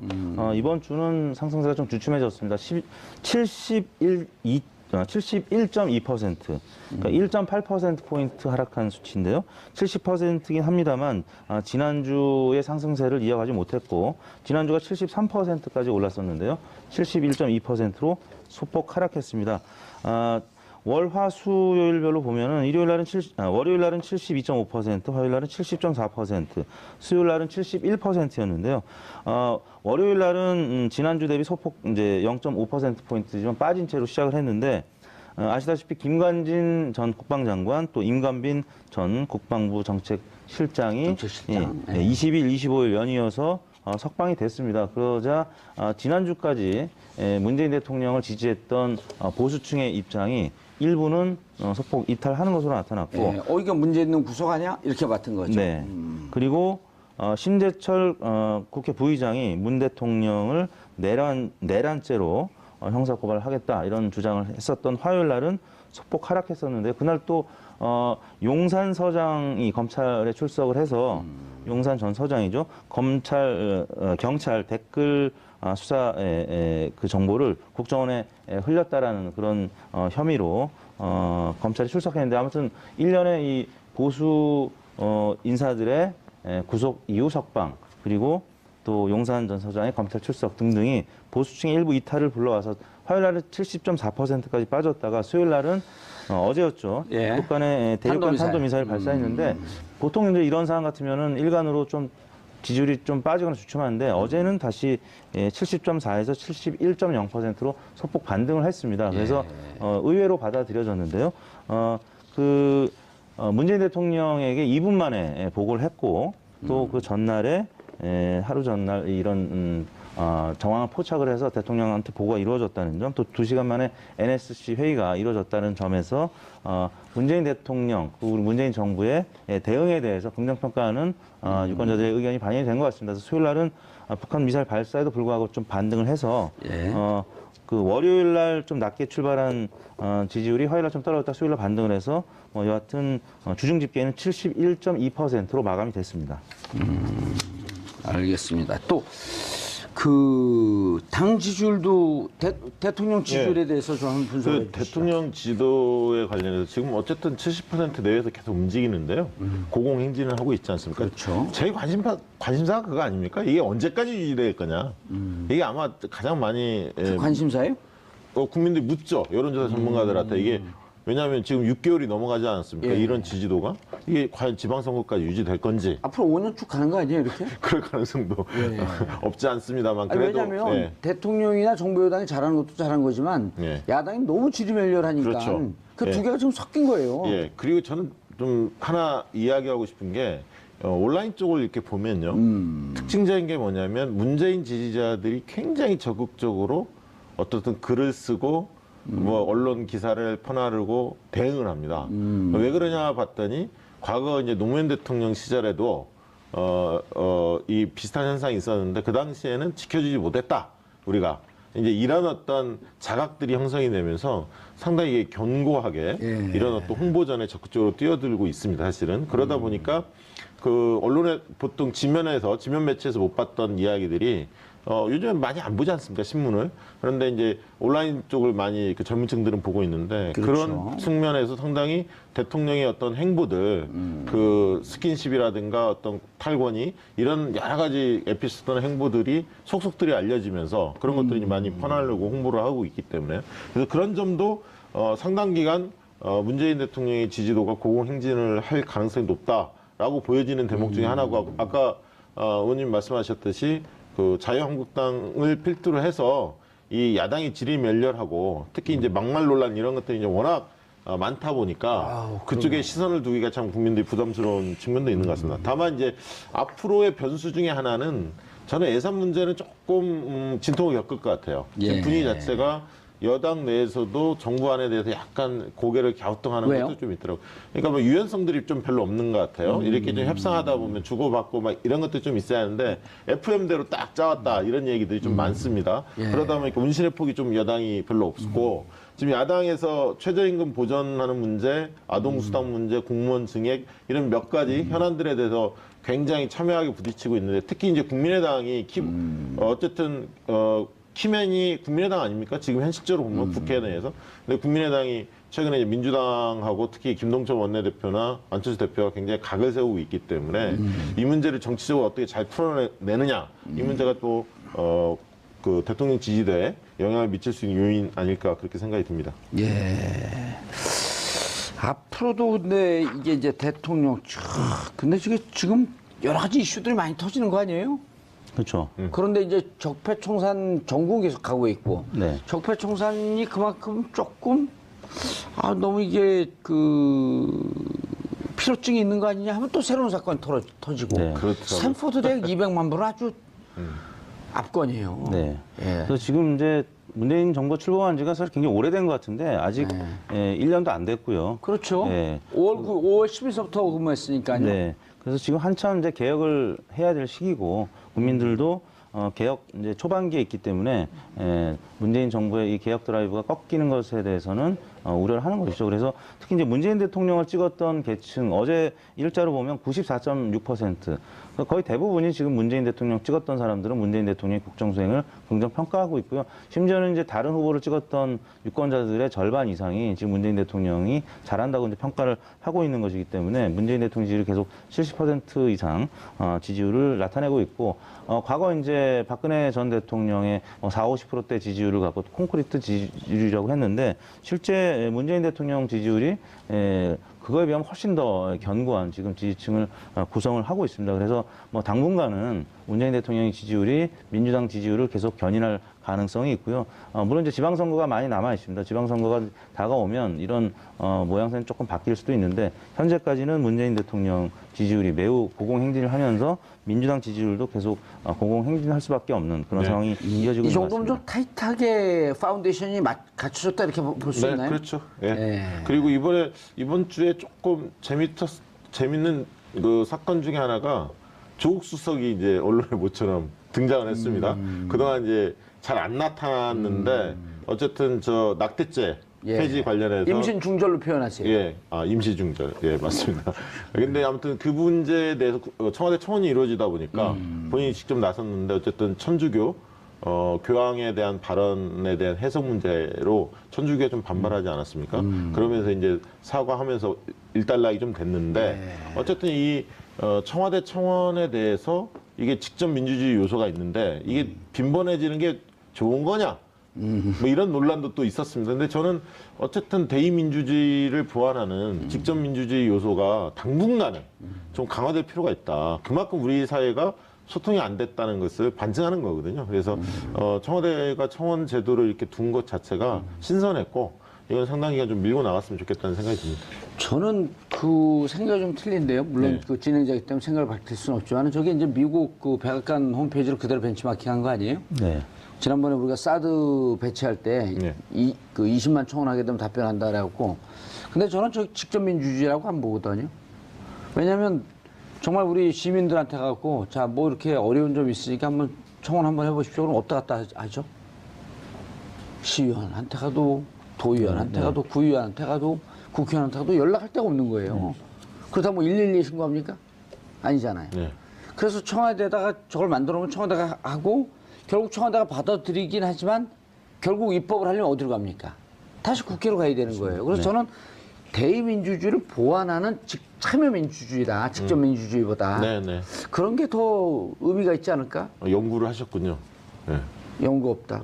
연구했습니다. 네, 맞는 말씀인 것 같고요. 어쨌든 그동안에 그 목소리를 내지 못했던 네. 사람들이 그 목소리를 내는 거는 아무래도 대통령의 청와대는 결국 공은 대부분 국회로 넘기는 경우가 많지만 법 개정 사항에 대해서는 어쨌든 새 정부가 어떤 답변을 생각을 해줘야 하는지를 예를 들면 자기 입장을 명확하게 개진하게끔 만드는 긍정적인 요소가 있기 때문에 이 청원제도는 장려할 필요는 있다고 봅니다. 그러니까 저 이름도 멋있잖아요. 촛불에서 키보드로. 논이 만들었습니까? 네, 지금 만들었어요. 그 촛불을 들던 손에서 이제 키보드 하니까 여러 가지로 의미가 있고 네. 야당이 저런 거 갖고 반대를 못 해요. 이 부분은 반대했다가 예, 뭐, 뭐, 정치 쇼다. 정치 쇼 누구 프로그램 이름인데? 정치죠? 말씀하신 대로 입법부나 아니면은 행정부 예. 혹은 언론에서 주목하지 못했던 사안에 대해서 그럼요. 청와대가 이제 의제 설정 기능을 가져가고 입법부에 입법을 청원하고 하거나 또, 예. 개정하거나 이렇게 압력을 넣을 수 있다라는 점에서는 굉장히 좋은 제도로 정착되어 가는 것이 아닌가 싶습니다. 근데 청와대가 원래 3D 업종이거든요. 네. 피하고 싶은 3D 업종인데 요즘 이제 하나 더 늘었고 4D 업종이 됐대요. 네. 좀 일이 무척 많아졌다 그러더라고요. 일이 많아서? 일이 많아졌다. 그래도 뭐 들어가려는 사람들 원서가 쌓여있다는데? 아, 청와대요? 또 그 이번에 정무수석 된 한병도 정무수석 예. 같은 전주 아니에요? 예, 그렇습니다. 거기 원광대, 일이, 익산, 예. 옆 동네죠. 저 전라고등학교. 유명한 학교죠. 유명한 학교. 이름 없는 학교는 없어요. 다 있어요. 자, 정당 지지율도 한번 좀 들여다보죠. 네, 민주당 지지율이 0.5%포인트 빠진 51.3%. 그러니까 문재인 역대 대통령이랑 사상 최고예요. 좀 맥을 같이 하고 있는데요. 소폭 빠지긴 했습니다만 50%를 계속 유지하고 있고요. 자유한국당 지지율이 2.2%포인트 올랐습니다. 18.6%였고요. 그다음에 바른정당 5.1%, 정의당 4.7%, 국민의당 4.7%로 동률이었습니다. 정의당 같은 경우는 김종대 의원 논란 여파가 계속 이어지면서 많이 지난 빠졌네요. 주중까지는 일간으로 67%까지 기록을 했다가 지금 주 후반, 그다음 이번 주 초 중반까지 계속 약세를 보이고 있고요. 네. 한국당은 아까 말씀드린 대로 보수 인사들의 잇따른 석방 소식 때문에 지금 좀 올라왔네요. 소폭 상승하는 모습을 보였고 그러다 보니까 바른정당 같은 경우가 자유한국당이 오르면서 바른정당 소폭 하락하는. 그러니까 이 보수 정당끼리는 또 제로섬 게임을 하고 있기 때문에 자유한국당이 오르면 바른정당이 소폭 빠지는 모습을 덜어 나타내는데 이번 주가 이제 그런 경향성을 보였습니다. 이게 지금 정당 지지도를 보면서 그 민주당 지지도가 이제 고공행진을 하지 않습니까? 예. 그 높은 대통령 지지도가 견인한다. 우리 흔히들 그렇게 이야기하는데 그 부분은 분명히 맞습니다. 예. 대통령 지지가 높기 때문에 여당 지지도가 높은 건데 하나 더 들어가서 보면 주목해야 할 부분이 한 가지가 있습니다. 예. 뭐냐면 민주당에 돈을 내는 권리당원, 진성당원. 예. 이게 거의 200만 명에 가깝게 지금 육박하고 있거든요. 과거 20몇만 정도 됐다가 그렇죠. 이게 지금 150만 명을 넘어서고 있거든요. 계속 들어오나요, 계속 지금도? 들어오죠. 물론 이제 그 지방선거의 권리 행사 기준은 9월 말로 끊었습니다만 어쨌든 집권 여당이 일을 잘하고 대통령 인기가 좋다 보니까 계속 들어오는 추세입니다. 만약에 이게 200만 명 정도의 권리당원, 진성당원이 확보가 된다면 정당 지지가 쉽게 빠질 수가 없습니다. 빠진다 하더라도 40% 이하로 빠질 가능성이 별로 없죠. 그 정도로 당원의 기반이 탄탄해졌다는 얘기거든요. 그분들이 주변에 이야기를 할 거 아닙니까? 충성도가 높기 때문에. 때문에 이 당원 확충 운동을 그런 측면에서 추미애 당대표가 들어선 이후에 저는 가장 잘한 일 중에 하나가 권리당원, 진성당원을 대대적으로 100만 진성당원을 확보하는 운동을 했는데 그런 측면에서 100만 명을 넘어서고 있고 근데 이런 측면은 굉장히 고무적이다. 저는 좀 그렇게 보고 있습니다. 당의 그러니까 기초, 체력이 안정화돼 가고 있다는 그럼요. 얘기네요. 예. 자유한국당은 얼마쯤 되나요? 모르겠습니다. 정확히 소식이 요즘에 안 나오니까 왜냐하면 그게 좀 긍정적일 때 언론에 나오는데 당원이 빠지면 잘 공개를 하지 않지 않습니까? 정확히는 모르겠습니다. 자유한국당은 계속 지금 막말 전쟁을 하고 있어갖고 국민들이 조금 지지를 하면서도 이렇게 대놓고 지지하기가 좀 창피한 그렇죠. 이런 현상들이 많이 보이고 어디 가서 보수 지지자라고 하는 얘기를 하기가 좀 하기가 힘들고. 명구스러워서 이제 샤이 보수라는 얘기가 미국에 이어서 이제 한국에도 제가 계속 강남에 사는데 나타나고 자유한국당 지지율 한 60, 70% 나오는데 주위에 보면 보수 지지자가 하나도 없어요. 네. 그 이상한 현상이에요. 그렇죠. 그래서 조사 방법별로 사람한테 직접 얘기하는 전화 면접 조사에서 특히 더 떨어지고. 자유한국당 지지율이 낮게 지금 나타나고 리얼미터 이건 ARS죠? 네, 섞여 있는데요. 전화 면접 조사가 이제 선거 때는 한 20% 반영하고 예. 80%가 ARS고요. ARS. 평상시에는 이제 전화 면접을 한 10% 합니다. 그거는 저희가 이제 온도차를 보기 위해서 하는 건데 전화 면접 조사는 확실히 조성향 유권자들이 응답을 덜 하는 경향이 뚜렷하게 나타나고 있고 역대 이제 그 정부 초반에는 항상 나타나는 현상이지만 지금은 문재인 대통령을 찍었다는 분들이 한 10%포인트 정도는 더 응답을 많이 합니다. 박근혜 정부 초기에도 적극적이고. 마찬가지였는데요. 2013년도에도 박근혜 대통령을 찍었다는 분들이 10%, 20%더 응답을 많이 했거든요. 그래서 그거는 역대 정부 항상 있어왔던 일이기 때문에 그거 갖고는 문제 제기를 못 하는데 문제는 이제 어느 정도 선거가 끝난 다음에 그 패배 정당 지지자들이 응축을 하냐, 모이느냐의 문제인데 방금 이제 정 의원님 말씀하셨지만 자유한국당은 당 바깥에서 지금 그 박근혜 전 대통령에 대한 재판이 계속 이루어지고 있죠. 당내에서는 홍준표 대표와 또 원내대표 후보들 간의 막말 전쟁이 이루어지고 있기 때문에 보수 유권자들이 한국당을 지지한다고 얘기하기가 좀 명구스러운 상황이 계속 이어지고 있습니다. 그러다 보니까 외부 요인 이 아니면 쉽게 자력으로 지지율이 올라가기는 좀 어려운 상황이 굉장히 이어지고 저런 있습니다. 양상이 그 지방선거까지 계속 가지 않을까요? 상당 기간 갈 것 같은 게 이번에 원내대표 선거도 자유한국당 보니까 홍 대표를 심판하자, 한쪽은 친박을 심판하자 하면서 굉장히 거친 언사들이 지금 오고 가고 있어요. 진흙탕 싸움으로 빠지는 분위기고요. 바른정당을 보더라도 바른정당은 양경필 지사가 한국당하고 보수통합을 먼저 해야 한다. 국민의당은 손잡아서는 안 된다. 그래서 상당히 흔들리고 있고 또다시. 그다음에 국민의당 같은 경우도 여전히 진흙탕 싸움을 하고 있고 다만 최근에 국민의당이 가장 잘한 거는 제가 볼 때 백드롭 하나 잘했습니다. 뭐 국민의 마음이 풀릴 때까지 뭐 회초리했는데 그게 바로 지지율로 연결되지는 않지만 그런 어떤 일련의 노력들이 축적이 되면 조금씩 나아지는 건데 원래 예. 근데 그 부분은 좀 전문가를 영입해서 나름 신선한 느낌은 좀 들었습니다. 그리고 또 그 민주당 같은 경우가 그 계속 유지되고 있는 게 어쨌든 당내 자중질환이 없는 것. 네. 통일된 목소리가 나오는 거. 네. 네. 과거와 좀 다른 모습이죠. 사실 민주주의에 그건 별로 안 좋은 건데 좀 우당탕탕 근데 충돌도 있고. 지금은 조금 조심하는 게 맞는 것 같아요. 초기이기 때문에 집권 초기이기 때문에. 예. 알겠습니다. 이택수 여론조사 전문가, 그다음 박시영 윈즈코리아 컨설팅 부대표. 이번 주 여론 동향 살펴봤습니다. 다음 주도 좋은 여론조사 갖고 다시 나타나 주시길 바라겠습니다. 다음 주 또 이렇게 한번 바꿔봐요. 네. 예. 그리고 85만 불을 또 이용했다는 얘기도 지금 있어요. 근데 그거는 요거 값도 별개로. 네, 그렇죠. 그러니까 검찰이 200만 불이 끝이라고 생각하고 있는 것 같지가 않아요, 분위기가. 그러니까 원세훈 전 국정원장이 어쨌건 지금 현재 되돌아보면 국정원장 시절에 정말 위법한 행위들을 많이 했다는 게 지금 확인이 됐지 않습니까? 그렇죠. 그러니까 지금 아직도 구치소에 있는 상황이고 계속 지금 이렇게 혐의들이 하나씩 더 추가되는 상황이다 보니 나중에 정권이 바뀌면 나한테 무언가 화살이 날라올 가능성이 있다는 생각을 하지 않았을까? 미리 알고 네, 도피하기 그래서 위해서. 사실 퇴임식 하자마자 바로 가려고 했는데 이제 작전이 실패합니다. 그 당시에 이제 뇌물 관련해서 출국 금지가 걸려버려요. 그 출국 금지가 없었으면 걸리지 않은 상황이었으면 원세훈 전 국정원장은 아마 미국에 가서 지금도 돌아오지 않은 뭐 그런 상황이 연출되지 않았을까?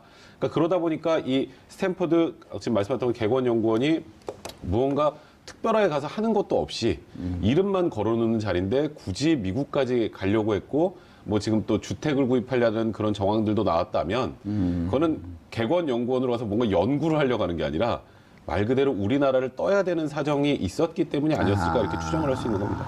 그런데요, 이게 이제 뭐 어쨌든 국가정보원장, 대한민국의 최고 정보수장 아닙니까? 대한민국의 안보와 관련된 비밀을 가장 많이 알고 있는 사람입니다. 이 사람이 외국에 그렇게 도피성으로 나가 있다.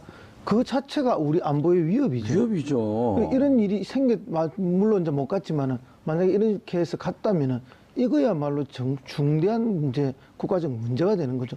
그리고 이제 뭐 사실상은 미국이 아무리 큰 나라고 우리의 우방국가고 동맹국이라 하지만은 국정원장이 이런 식으로 가서 거기 간다? 그런 발상부터가 우리 국민들의 자존심을 좀 상하게 하는 거죠. 예를 들어갖고요. 지금 미국이니까 우리가 그냥 슬그머니 넘어가지만 만약 중국에 간다고 생각을 해봐요. 중국으로 도피했다. 그럼 이렇게 생각할 거예요. 사람들이 자연스럽게. 우리의 정보가 중국으로 다 빠져나가는 거 아니야? 미국이 한미동맹 국가이기 때문에 뭐 저 정도야 다 공유하고 있을 터인데 근데 그거를 그렇게 믿고 넘어갈 문제 아니라 한 번만 뒤집어 보면 어마어마한 정보를 그렇습니다. 국가 최고의 정보를 갖고 있는 사람이 예를 들어 미국에 갖고 뭐 납치를 당하면 어떡합니까? 그런 문제가 있죠. 그리고 또 미국 정보가 아무리 우리 동맹국이라 하지만은 우리의 국익과 미국의 국익이 언제나 완벽하게 일치하는 일치하지 것은 않죠. 않죠. 예. 그런 면에서 보면 우리 국가정보원장이 미국에 가서 우리의 정보를 미국에 중대한 정보들을 흘리고 있다. 이건 우리 국에 아주 심각한 위협이 될 수도 있는 문제죠. 중국은 뭐 물론 중국도 지금 전략적 동반자 관계를 가지고 있습니다. 뭐 마찬가지 아니겠습니까? 어떠한 동맹국이라 하더라도 국가적 이익은 일치하지 않고 또 반할 때가 있는데 최고의 정보수장이 그렇게 간다? 그 발상 자체가 국가 안보를 위협하는 행위다. 매국적 행위라 이렇게 봐야죠. 자, 그러면 백 변호사님. 네. 지금 이제 원 전 장이 미국에 집까지 사놓고 국정원 특활비로 노후 준비했다는 이제 뭐 이런 그 합리적 추론들이 나오기 시작을 하는 건데, 그리고 검찰이 방금 말씀하신 85만 불에 대해서 좀 조사를 해봐야 되겠다. 그런 이제 이것과 관련돼서 그 미확인 정보인데 이쪽을 이제 추적하는 기자들의 얘기를 들어보면 원세훈 원장이 미국 그 원장 시절에 미국 갔다 캐나다로 이렇게 뻔질나게 갔다는 겁니다. 그래서 돈의 흐름이 이미 기자들 사이에서 2013년서부터 있으니까 이것 위에 더 큰 뭉칫돈들이 미국을 통해서 캐나다로 갔을 것이다. 그 지금 검찰이 이것이 MB로 흘러가려고 그랬던 것은 아닌가 하는 이것도 지금 그 혐의를 열어놓고 추적을 하고 있는 거 아니에요? 그건 당연하죠. 지금 여러 가지 열어놓은 가능성을 가지고 수사하는데 제가 아까 초기에 좀 말씀드렸던 것처럼 200만 불이 끝이 아니다라고 보고 있어요. 일단 검찰은. 그러니까 이게 다가 아니다. 근데 조금 전에 말씀하셨던 것처럼 그런 여러 가지 루머라고 해야 될까요? 아직까지는 확인되지 않은 정보지만 뭐 원세훈 전 국정원장이 미국과 캐나다를 자주 거쳤고 그때 국회 특활비를 가지고 가서 무언가 쉽게 말하면 돈의 저수지를 캐나다에 만들어 놓은 게 아니냐 이런 얘기들이 나오고 있는데 그거는 지금 국정원 관련된 내용들이 지금 조사를 하면서 계속 지금 파도 끝도 없이 나오고 있지 않습니까? 특수활동비 문제가.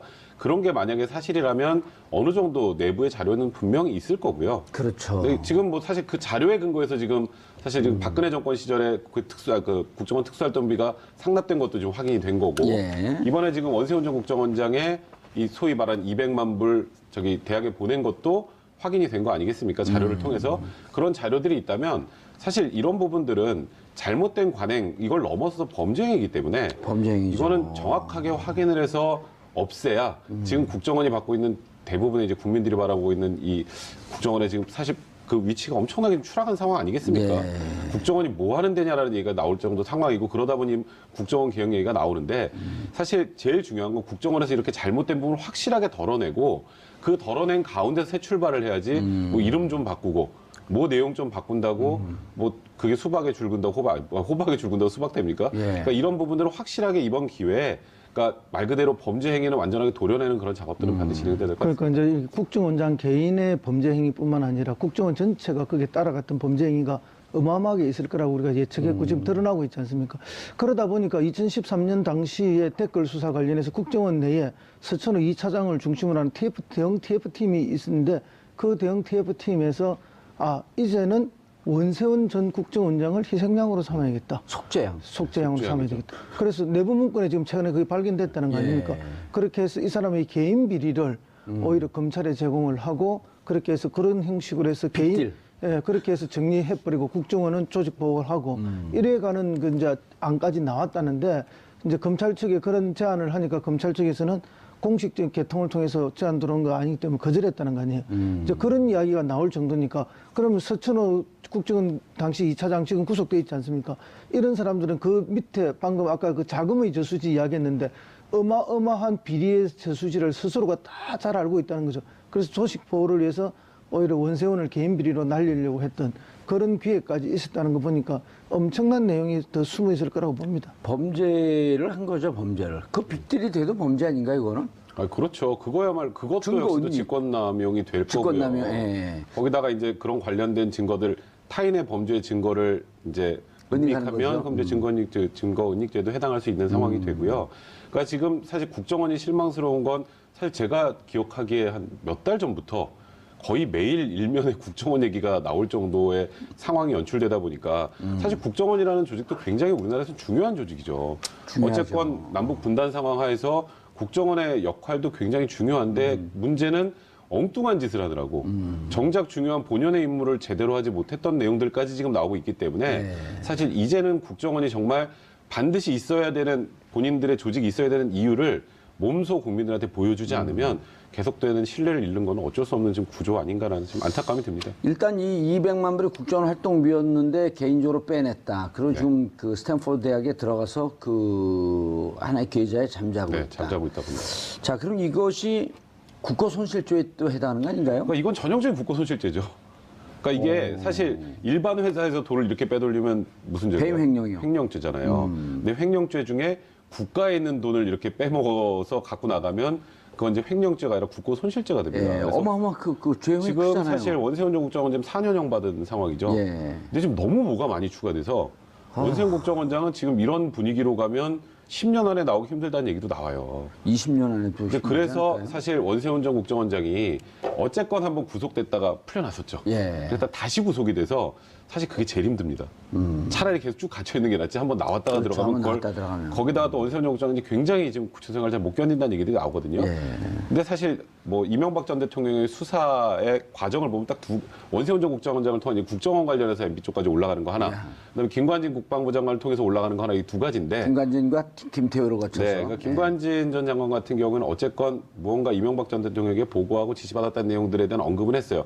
구체적으로 하지 않았기 때문에 이명박 전 대통령을 아직 뭐 소환을 하거나 조사하지 못하는 건데 원세훈 전 국정원장이 이런 방식으로 계속 본인의 죄가 늘어나면서 처벌이 점점 중요해질 거라는 걸 본인이 알게 되면 입을 열 가능성도 있다라는 생각이 들어요. 그러니까 원세훈 전 국정원장의 입이 결국 이 수사가 이명박 전 대통령에 갈 수 있느냐 없느냐를 가르는 가장 중요한 그런 요소가 될 것 같습니다. 야, 국정원 돈 이게 200만 불, 22억이요. 22억에서 23억. 눈먼 돈으로 이렇게 썼던 거 아니에요? 그럼 이거 하나를 보면 열을 알 수 있다고. 특활비 한 4,500억 정도로 그냥 어디 썼는지 잘 모르죠. 뭐 워낙 공작을 많이 해서. 근데 뭐 사실 그동안 뭐 간첩 조작 사건이나 이런 것도 많이 예, 있어요. 그런 그런 것도 조작을 알겠습니다. 하려면 예, 얼마나 예. 돈이 들겠습니까? 이제 진짜 우리 국가 안보를 위해서 쓰라는 특활비가 국가 안보를 위해서 쓴 게 아니고 뭐 정권 안보를 위해서 간첩을 잡는 게 아니라 멀쩡한 시민을 간첩으로 조작하는 데 쓰이거나 이런 식으로 쓰여 있다는 게 정말 안타까운 거고요. 이건 사실은 원세훈 개인의 노후 대책비로 빠진 건지 도피 자금으로 빠진 건지 아니면은 원세훈을 통해서 뭐 이명박 대통령으로 가려고 하는 가기 위한 뭐 개통에 있었던 건지 우리가 지금 현재로는 뭔가 알 수는 없지만 꼭 밝혀지지 않겠나 예. 보는데 그 어떤 경우라도 용서할 수 없는 중대 범죄죠. 그렇죠. 자, 국회에서는 넘어가기 전에 요 얘기를 조금 더 해봐야겠는데 이 정도면은 이제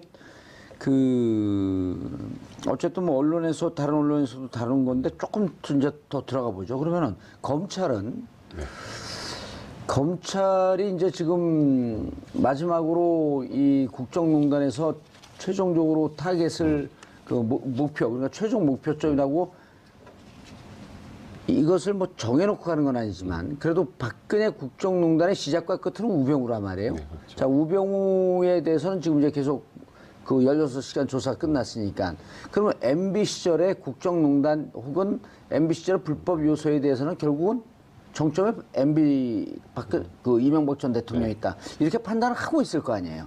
그렇죠. 지금 일단 김관진 전 장관의 진술도 있었고, 예. 근데 이제 다만 전직 대통령을 또 검찰의 포토라인 앞에 세운다거나 아니면 뭐 현장에 가서 좀 조사를 한다라거나 이제 수사 대상에 대해서 입건이 된다라고 하면 그건 엄청나게 일단 뭐 또 보수층에서도 또 반발을 할 수도 있는 부분이기 때문에 정말 딱 떨어지는 것을 찾고 있는 것 같아요. 완벽한 쉽게 증거. 말해서 예. 빼도 박도 못하는 예. 무언가를 찾고 있는데 그러다 보니까 이제 가장 중요한 게 결국 원세훈 전 국정원장의 입이 아니겠느냐. 지금 원세훈 전 국정원장과 이명박 전 대통령이 독대를 여러 번 했다라고 일주일에 한 번씩 뭐 독대를 했다는 것도 지금 이제 다 드러난 상황이고 예. 그런 상황이면 당연히 보고를 했겠지라고 생각을 하는 게 일반 국민들의 상식이잖아요. 근데 일단은 보고를 안 했다고 하니 그럼 거기 관련해서 무언가 구체적인 증언이 나오거나 구체적인 자료가 나와야 되는데 아직 그런 게 좀 부족하다라고 검찰이 보고 있는 것 같고요. 또 자칫 뭔가 조사가 제대로 이루어지기 전에 이명박 전 대통령을 불렀다가 아무것도 건지지 못하면 그거는 오히려 역풍이죠, 이제 오히려. 제대로 역풍을 맞을 수 있기 때문에 검찰도 지금 조심하고 있는 거고요. 아마 그냥 전직 대통령이라 아니라 일반인이었다면 벌써 몇 번 조사를 하지 않았었을까? 몇 번 포토라인에 섰겠죠. 네, 그렇지만 어쨌건 전직 대통령이고 뭐 전직 대통령을 그냥 단순한 혐의 정도 그냥 떠다니는 루머 정도로만 불러올 수는 없는 거잖아요. 그냥 국민들이 생각에 당연히 저거 MB가 했겠지. 이 정도만 갖고 수사를 할 수 없으니까. 예. 그러니까 이제 좀 더 구체화된 증거를 찾고 있다. 결국 원세훈 국정원장 입을 바라보고 있다. 이런 말씀드리면 될 것 같습니다. 알겠습니다. 국정원 특활비를 이번에 대폭 삭감했다? 이런 보도도 나오고 있는 것 같은데요. 뭐 삭감을 했는데 예. 그 액수가 뭐 한 10분의 1 정도밖에 안 된다는 겁니다. 그러니까 뭐 한 절반쯤 삭감했으면 진짜 대폭 삭감한 건데 예. 전체 규모에서 10분의 1 정도면 뭐 대폭이라 보기는 좀 어렵죠. 그냥 뭐 눈 가리고 아웅식 국민들 앞에 한번 국회가 우리가 한번 손 좀 봤다 하는 걸 보여주기 위한 정도의 삭감이라 보고요. 그 돈 없어도 충분히 잘하지 않겠습니까?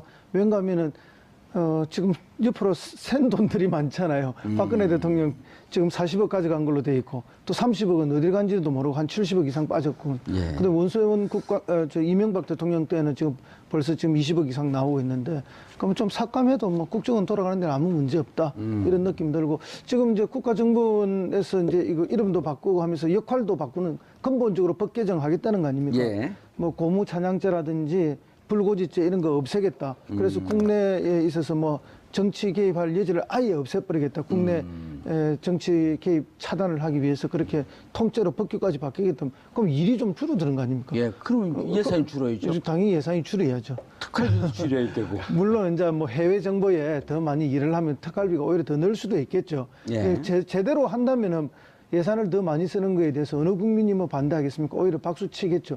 그런데 이제 지금까지 제대로 하지 않고 엉뚱한 짓을 했기 때문에 뭐 삭감해도 당연한 것이 아닌가 이렇게 여기집니다.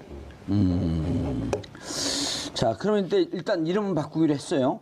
그리고 국정원 개혁안에서 가장 눈에 띄는 것은 국가보안법 내 대표적인 독소 조항, 독소 항목이 정보 수집 범위에서 사라졌다. 이게 무슨 얘기인가요? 그러니까 일단 찬양고무죄 국가정보 예, 국가보안법. 국가보안법에 보면 찬양고무죄하고 불고지죄가 예. 계속 위헌 논란에 휩싸여 왔었어요. 예. 찬양고무죄 같은 경우 표현의 자유 침해가 너무 심하고 이게 뭔가 좀 구체적으로 이제 범죄 구속 여건이 있어야 되는데 사실 코에 걸면 코걸이, 귀에 걸면 귀걸이가 되다 보니까 이걸 악용해서 사실 어찌 보면은 야권 인사를 탄압하는 데도 사용을 했었단 예. 말이에요. 그러니까 일단 위헌 논란의 소지가 있는 찬양고무죄와 불고지죄 관련해서는 정보 수집 범위에서 아예 제외를 하겠다. 이제 이런 부분은 건드리지 않겠다라는 거 하나고요.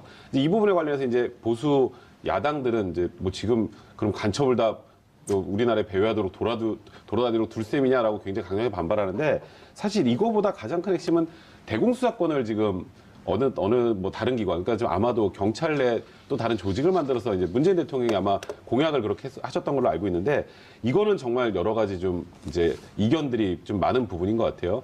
어쨌건 국가정보원이 지금 정말 온 국민의 지탄을 받는 기관이 돼버리긴 했지만 또 고유 업무 중에 이 대공수사권이라는 거는 이제 뭐 소위 말하는 간첩 잡고 뭐 간첩 잡는 그런 뭐 수사 아니겠습니까? 그거에 대한 노하우가 국정원에 많은 것도 사실이에요.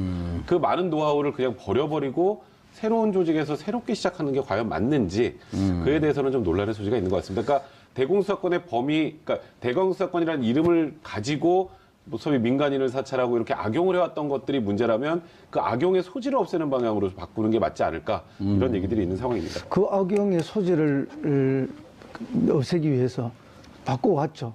그런데 아무리 바꾸어도 계속 악용을 해왔기 때문에 근본적으로 뿌리를 드러내야 된다. 뿌리채 뽑아야 된다는 게 이번에 이제 개혁의 핵심인 것 같고요. 그렇기 때문에 아예 폐지해버리고 경찰 수사에 넣는 것이 맞다. 경찰 내에 별도 조직을 만드는 게 맞다. 그러면 1961년에 중앙정보부가 만들어지기 전에는 간첩 수사가 없었습니까? 그 전에 간첩 수사 다 했지 않습니까?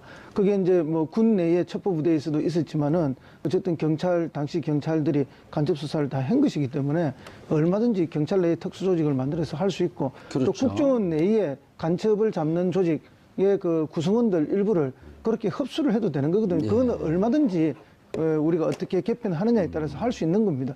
그래서 그 점은 보수 세력들이 걱정을 하는 것 자체가 걱정을 해서 걱정이 아니라 공격을 하기 위해서 억지로 만들어내는 걱정이다 이렇게 보이고요.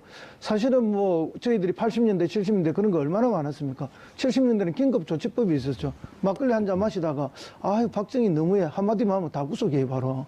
그다음 80년대 저희들 때는 그런 거 아닙니까? 뭐 막걸리 한 잔 마시다가 아이고 이 무엇이 이상해 뭐 한마디만 하면 바로 잡혀가서 국가보안법으로 고무찬양이 되거나 뭐 이렇게 됐는데 그래서 흔히 우리가 그때 80년대 보안법을 막걸리 보안법을 그렇죠. 하지 않습니까? 막걸리 한잔 마시다가. 뭐 기분 나빠서 대통령 욕 한번 하거나 뭐 북한도 뭐 쌀 생산이 오래 많이 됐다던데 한마디 하면 바로 고무찬양이잖아요. 이런 소지들을 없애는 것이 맞는 거죠. 엉터리 간첩을 잡아라 했는데 있는 간첩 잡지는 못하고 없는 간첩을 조작해서 만들어내는 그런 것은 이제 더 이상 해서는 그것도 다 정치적으로 악용하기 위해서 그랬던 거 아닙니까? 예. 정권의 그 어떤 순간적 위기 이런 걸 모면하기 위해서 항상 간첩 사건이 엉터리로 만들어졌던 거 아닙니까? 백 변호사님, 근데 이제 국정원이 보통 이제 우리가 특별 뭐 사법경찰 이런 것도 그 수사권이 있단 말이에요. 지금 현재 국정원이 대공, 정보 수집 이런 거에 대해서 수사권이 있잖아요. 이 그렇죠. 수사권 부분은 어떻게 해야 되나요? 그러니까 지금 그 부분을 아예 다른 쪽으로 넘기겠다라는 게 이번에 어찌 보면 개혁안의 핵심인 것 핵심인 같아요. 것 같아요, 그게. 그러니까 지금 조금 전에 말씀하셨던 것처럼 저도 그 부분은 충분히 이해가 됩니다. 어떻게든 그래도 지금 과거부터 대공수사를 계속 해왔던 그게 이제 물론 과거에 잘못된 것도 있었고 최근에 보수 정권 하에서도 또 이 대공수사권이라는 미명하에 민간인을 사찰하고 했던 것들이 지금 드러났기 때문에 사실 국정원 입장에서 입이 10개라도 할 말은 없겠습니다만 서원 국정원장도 그런 얘기를 하죠. 그래도 대공수사 관련해서는 그래도 국정원이 제일 낫다라는 얘기도 이제 지금 현재 국정원장도 한 상황이고 어쨌건 뭐 미우나 고우나 국정원이라는 조직이 예. 우리나라 지금 남북 분단 하에서 지금까지 잘못된 관행만 없애고 본인들이 가지고 있는 노하우를 기초로 해서 뭐 정보 수집하고 수사하고 같은 쪽으로 가야지 한쪽은 정보 수집하고 저쪽 다른 조직에서는 수사만 하고 이것도 사실 현실적으로 좀 맞지 않지 않겠습니까? 예. 이제 그런 부분들을 좀 지혜롭게 할 수 있는 방법을 찾아보는 게 좋지 않을까? 저는 아까 그 허성 비서관님하고 생각이 조금 다른 게 이 대공수사권 자체를 국정원에서 뺏어버리는 게 물론 겉으로 보기엔 대공수사권, 네. 정보 수집이 아니라 대공수사권. 네. 그걸 뺏어버리는 게 이제 국민들이 많은 국민들이 속 시원할 수는 있을 것 같으나 그래도 여기 국정원에 가지고 있는 노하우 자체를 아예 없애버리고 새로운 조직을 만들어서 다시 처음부터 시작해야 되는 상황이 과연 옳은지 그러니까 이거는 보수와 진보를 저도 떠나서 드리는 말씀인데요. 그런 부분에 대해서는 좀 우려가 되는 부분이 사실입니다. 그러니까 지금은 이제 정부에서 새 조직을 만든다는 거 아닙니까? 경찰 내에. 그럼 새 조직의 구성을 만들어야 될 거 아닙니까? 그럼 기존 경찰 내에서 대공의 업무에 뛰어난 사람도 모으겠지만은 결국 국정원에서 지금까지 대공 업무를 했던 전문가들을 그 조직에 새로 사람만 이관되는 그런 경우의 수도 나올 수 있거든요. 그러면 이게 이제 상실되는 게 아닙니다. 그 기능과 역할, 축적된 노하우가 그대로 같이 넘어가는 것이기 때문에 다만 이제 경찰 조직에 일부러 들어가게 되면은 이어서 이제 정치 사찰을 하기 매우 어려워지는 거죠. 근본적으로 이제 국내 정책 개입이 또는 그런 조작이 불가능해진다. 국정은 독자적으로 있으면 이거 누가 들여다볼 수가 없는 상황이니까 그 속에서 마음껏 자기들이 돈도 마음대로 썼고 수사 조작도 마음대로 했던 이런 부분들을 차단할 수 있다 이런 거지. 이제 백 변호사님께서 말씀하시는 것처럼 그런 이제 노하우나 축적된 것들을 깡그리 날려버린다. 전혀 저는 그렇지는 않다고 봅니다. 정부 조직이라는 게 그렇게 함부로 되는 것은 아니다. 자, 그럼 이제 문제가 이런 게 있을 것 같아요. 지금 이제 두 분 얘기가 다 설득력 있어요. 제가 보면은 지금 수사권을 갖고 대북 정보 안보 관련해서 수사권을 하라고 발의하라고 했더니 지난 이제 서울시 공무원 유우성 간첩 사건 그거는 그 유우성 본인이 그렇고 중국에 갔다 오지 않으면 꼼짝없이 지금 한 10년, 15년 감옥을 살 뻔했어요. 지금 다행히 변호사하고 만나갖고 결혼도 해갖고 이제 행복하게 살고 있는데 그게 수사권에서 기인한 거거든요. 제일 이상적인 방법은 정보에 관련, 정보 수집에 관련 수사권까지 주고 이 수사권을 남용할 수 없게끔 딱 제한하는 이게 있으면 제일 좋은 거거든요. 그러니까 제가 말씀드렸던 게 그런 부분이에요. 그러니까 어쨌건 계속 해왔던 곳에서 그래도 제일 어쨌건 정보도 많고 뭐 수사도 지금까지 해왔으니 제일 전문가들 아니겠습니까? 예. 그렇다면 아니 그리고 검찰에 주로 이제 이런 그 정보 담당 수사하는 데가 공안 쪽이잖아요. 그렇죠. 지금 요즘 이제 간첩 이런 문제가 없어지니까 공안이 주로 선거법을 다루는데 원래 공안이라고 하는 것이 그렇죠.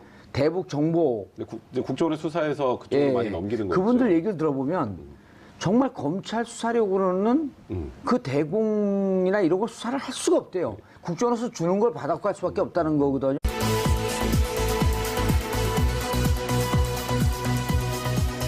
여있는 서울 시민을 위한 정직하고 알찬 프로그램 11월 30일 11월 마지막 날이죠. 목요일 정봉주 품격시대 시작합니다.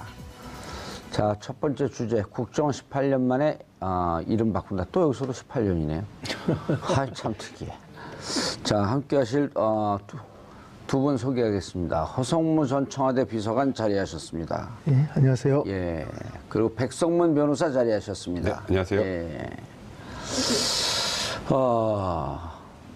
지금 그 이름 바꾼다 이게 지금 핵심이 아니죠? 네, 뭐 이름이야 여러 번 지금 바뀌지 않습니까? 예. 중앙정보부에서 국가안전기획부로 국가정보원으로 이번에 뭐 대외정보 뭐 이런 거로 다시 대외정보 뭐라 그랬죠? 대외안보정보원. 대안보정보원으로 대외안보정보원. 좀 이상한 이름은 이상해요. 자꾸 바뀌는데 자꾸 뭐 지금 우리가 옛말에 그런 말이 있지 않습니까? 뭐 재벌은 개주냐고 개 못 준다 이런 속담이 있죠. 그렇듯이 이제 그동안 처음부터 세게 하시네. 예, 그렇죠. 지금 뭐 계속 이제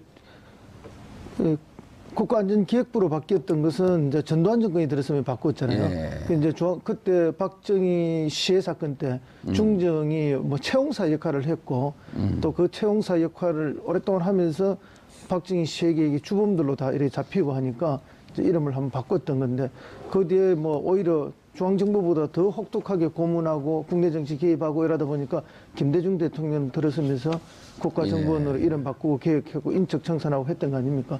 그렇게 했지만 이게 계속 정권의 성격에 따라서 오히려 독버섯처럼 더 이렇게 나쁜 짓들을 골라 하는 게 반복되어 왔기 때문에 이번에는 한번 바꾼다면 제대로 바꾸고 내용도 제대로 바꿔야 한다 그런 생각이 듭니다. 예. 자, 그런데 이 와중에 또 이제 이른바 이제 보수 진영 분들 보면 아주 그 경악할. 그러니까요. 자, 대한민국 보수가 이렇게까지 부패했었나요, 이게 어떻게?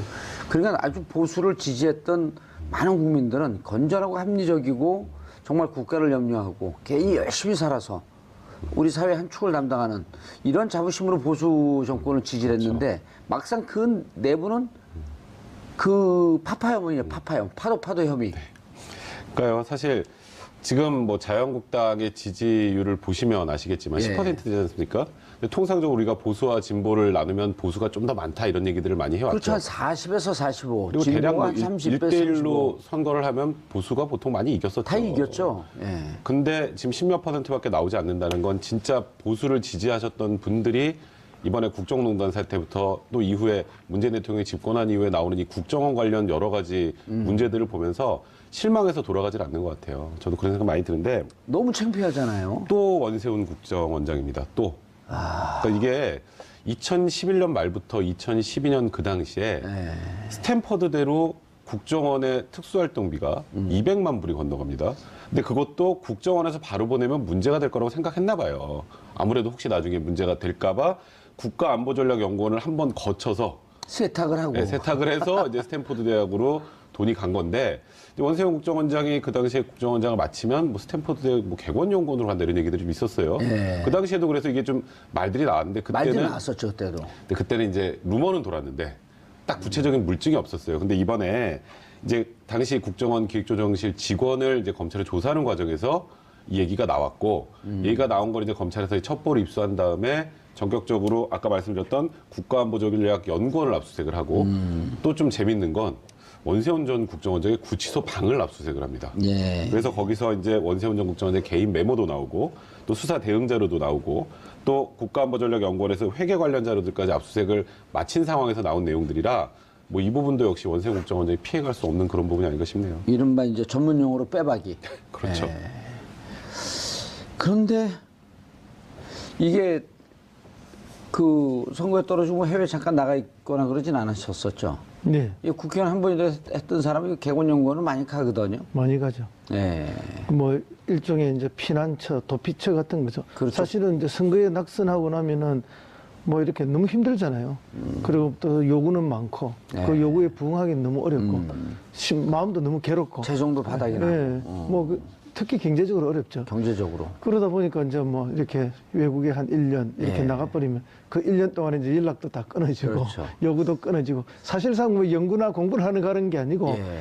도피성이 많죠. 그래서 그런데 개곤연구원이라고 하는 거는 특별히 교수 직함이 있는 것도 아니고 연구원으로서 지위가 있는 것도 아니고 연구실을 따로 주는 것도 아니거든요. 근데 뭐 이 개곤연구원으로 가려고 200만 불을 보냈다? 납득이 안 가지 않나요? 이제 뭐 우리가 그 대학의 시스템을 정확하게 알 수가 없어서 뭐라 하기는 어렵지만은 아마 이제 개군연구원도 뭐 이 종류가 좀 다를 거 아닙니까? 우리 국내도 보면은 초빙 교수가 있어도 초빙 교수마다 또 다 이렇게 경우의 수가 다르고 특임 교수도 경우의 수가 다르고 또 석자 교수도 다 경우의 수가 조금씩 다르거든요. 그러니까 이제 이런 경우에는 뭐 연구실이나 이런 걸 하나 주고 또 사실상의 뭐 월급도 받는 걸로 20억을 미리 주고 일부를 되돌려 받는 걸로 뭐 충분한 그런 작전을 짰을 수가 있는 것이죠. 뭐 그냥 이름만 걸쳐놓고 그냥 그 이름만 걸치는 거에 20억을 보낸다? 그거는 뭐 납득하기 매우 어렵지 않습니까? 아니면 거기를 보내가 따로 빼서 돈을 유용을 따로 하는 방법을 택했든지 여러 가지 방법을 택했을 건데 사실은 달아놓고 맨날 놀러 다니는 거 아닙니까? 자기 개인적 볼일 보고 뭐 어떤 뭐 큰 뭐 토론회나 이런 거 있으면 얼굴이 한번 내밀고 뭐 그런 식인데 실제 뭐 대단한 연구를 하는 것도 아니고 그래서 이제 그 20억의 정체 과연 뭘까? 뭐 월급으로 일부 돌려받기 위한 작전이었느냐 아니면 따로 개인적으로 빼돌리기 위한 작전이었느냐 이제 수사를 통해서 나올 텐데 다만 걱정은 스탠포드 대학은 우린 국내에 있는 대학이 아니지 않습니까? 예. 미국에 있는데 과연 우리 검찰이 어떻게 수사를 제대로 할 수 있을지 하는 그 걱정이 앞섭니다. 아니 이제 그거는 외교부 통해 갖고 그리고 또 이제 스탠포드 대학을 뭐 압수수색할 필요 없잖아요. 이미 돈이 관계가 확인이 됐으니까. 자 이게 예를 들어 국정원장 출신이면요. 네. 퇴임하고 난 다음에 아마 대한민국의 대학의 석좌 교수나 이런 거를 어플라이해도 오란 데가 여기저기 있을 거요. 그러니까 이게 상식적으로 좀 이해가 안 되는 게 사실 국정원장까지 지낸 분이 예. 객원연구원으로 해외로 간다라는 것 자체가 일단 품격이 안 맞는다는 얘기도 급이 안 맞아요, 그게 말 그대로 급이. 급이 안 예. 맞는 상황이고 그러다 보니까 이게 다른 의도가 있는 게 아니냐는 얘기가 나오는 거예요. 이게 지금 200만 불로 끝인지 또 뭐 샌프란시스코 주택 살려? 그런데 이런 걸 보면 남북한 대치되는 상황에서 없어서는 안 될 것 같은데 주면은 다른 짓을 하고. 그러니까 저도 그런 의미로 대공사건은 국정원이 갖고 가는 게 맞다고 생각을 하고 관련돼서 문제가 되는 것들 지금 우리 말한 유호성 간첩 조작 사건이나 이제 국정원이 뭐 정치 개입을 하고 민간인 사찰하고 했던 이런 지금 이제 전 보수 정권의 어떤 소위 말하는 적폐 관련된 부분들 예. 이 부분들을 제어할 수 있는 장치를 만들고 가는 게 낫지 말씀하셨던 것처럼 예를 들어서 이제 경찰 내 이제 새로운 조직을 만들어서 국정원의 이제 노하우를 흡수시키기 위해서 여기치 뭐 직원들 많이 이제 뭐 인사 이동을 하든 그런 방향 가면 거기도 그냥 국정원이에요. 어차피 이 대공 수사와 관련해서는 어쨌건 굉장히 보안이 유지될 수밖에 없는 일이고요. 얘기 자체가. 그러면 결국 그게 뭐가 다른 건지도 잘 모르겠고요. 그거는 그래서 약간 네. 차이가 있죠. 왜냐하면은 그렇게 되면 경찰청은 행정안전부의 이제 통제를 좀 받게 되죠. 그러니까 이제 들여다볼 수 있는 그러니까 그거를 상급- 국정원에서도 들여다볼 수 있는 그 통제 장치를 만드는 게 오히려 낫지 않을까. 그런 생각을 하는 거죠. 지금까지 이제 그 국정원이라는 게 특수한 비밀 정보 기관이기 때문에 현재 그런 안은 어떻게 돼 하기가 있나요? 매우 현재 어려운 안은. 거죠. 현재 안은 수사권을 일단 다 넘기겠다는 거죠. 대공수사권 포함해서 모든 수사권을 넘기는 거예요. 그러니까 모든 수사권 자체를 아예 없애버리겠다는 겁니다. 이제 국정원 내에. 그러니까 이제 그 부분에 대해서 자유한국당이 좌파에 의한 국정원 해체 선언이다. 그럼 자유한국당은 이런 수사권, 대공수사권 이런 게 있어야 된다고. 그러니까 지금 자유한국당의 주장은 딱 그겁니다. 어쨌건 지금 남북 대치 상황이고 그리고 북한의 간첩이라고 추정되는 사람들이 남한에 많이 돌아다닌다라는 걸 일단 전제로 하고 그거 잡는 거를 아예 안 하겠다는 소리냐. 그러니까 이제 자유한국당도 너무 좀 과한 게 지금 말씀하셨던 것처럼 어쨌건 이 대공수사권을 다른 데로 넘기겠다는 거지 아예 그냥 앞으로 우리 대공수사는 아무 데도 안 해. 이런 뜻은 아니거든요. 근데 이거를 이제 약간 좌우 프레임을 만들기 위해서 자유한국당이 좀 다소 무리하게 좀 이렇게 비판을 하고 있는 것 같습니다. 그렇습니다. 그런데 이게 이제 경찰의 일부 조직으로 오게 되면은 이제 경찰 내에 또는 경찰의 상위 기관인 행안부라든지 이런 것의 통제도 일정 정도 받는 데다가 국회의 통제가 훨씬 쉬워지거든요. 이제 그런데 지금 그것을 국정원의 뭐 정보기관의 비밀 조직 속에 들어있게 되면 지금까지도 그 국회나 이런 곳에 통제가 안 됐듯이 계속 그런 문민 통제가 안 된다는 데 문제가 있습니다. 그러니까 이 개혁의 핵심은 어떤 통제력을 발휘할 수 있느냐, 들여다볼 수 있느냐 어느 정도는 이제 그런 거죠. 정상적이고 합법적인 활동은 열심히 하도록 격려하고 그렇죠. 부정적인 활동이 있으면 그것을 견제할 수 있는.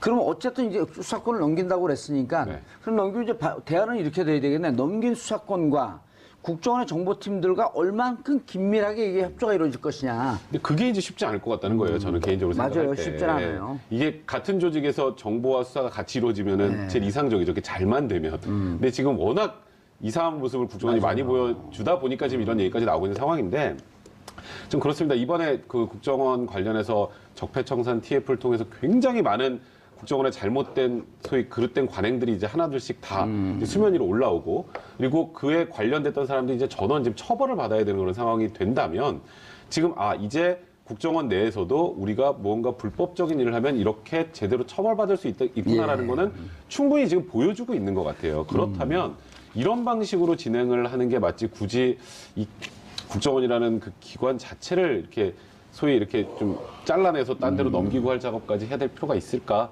저는 그냥 그렇게 생각합니다. 어쨌든 국민들이 지금 너무 그러니까 이게 굉장히 불안해하니까 혼란스러워요, 사실 이 부분은. 너무 불안해하니까 일단 불신하고 그 수사권 이런 거 일단 하고 아니, 나중에 그러다가 국정원이 좀 정상적으로 자리 잡으면 그때 다시 수사권 필요하면 가져오면 되는 거 아닌가요? 아니요. 근데 이제 수사권이 경찰로 넘어가게 되면 네.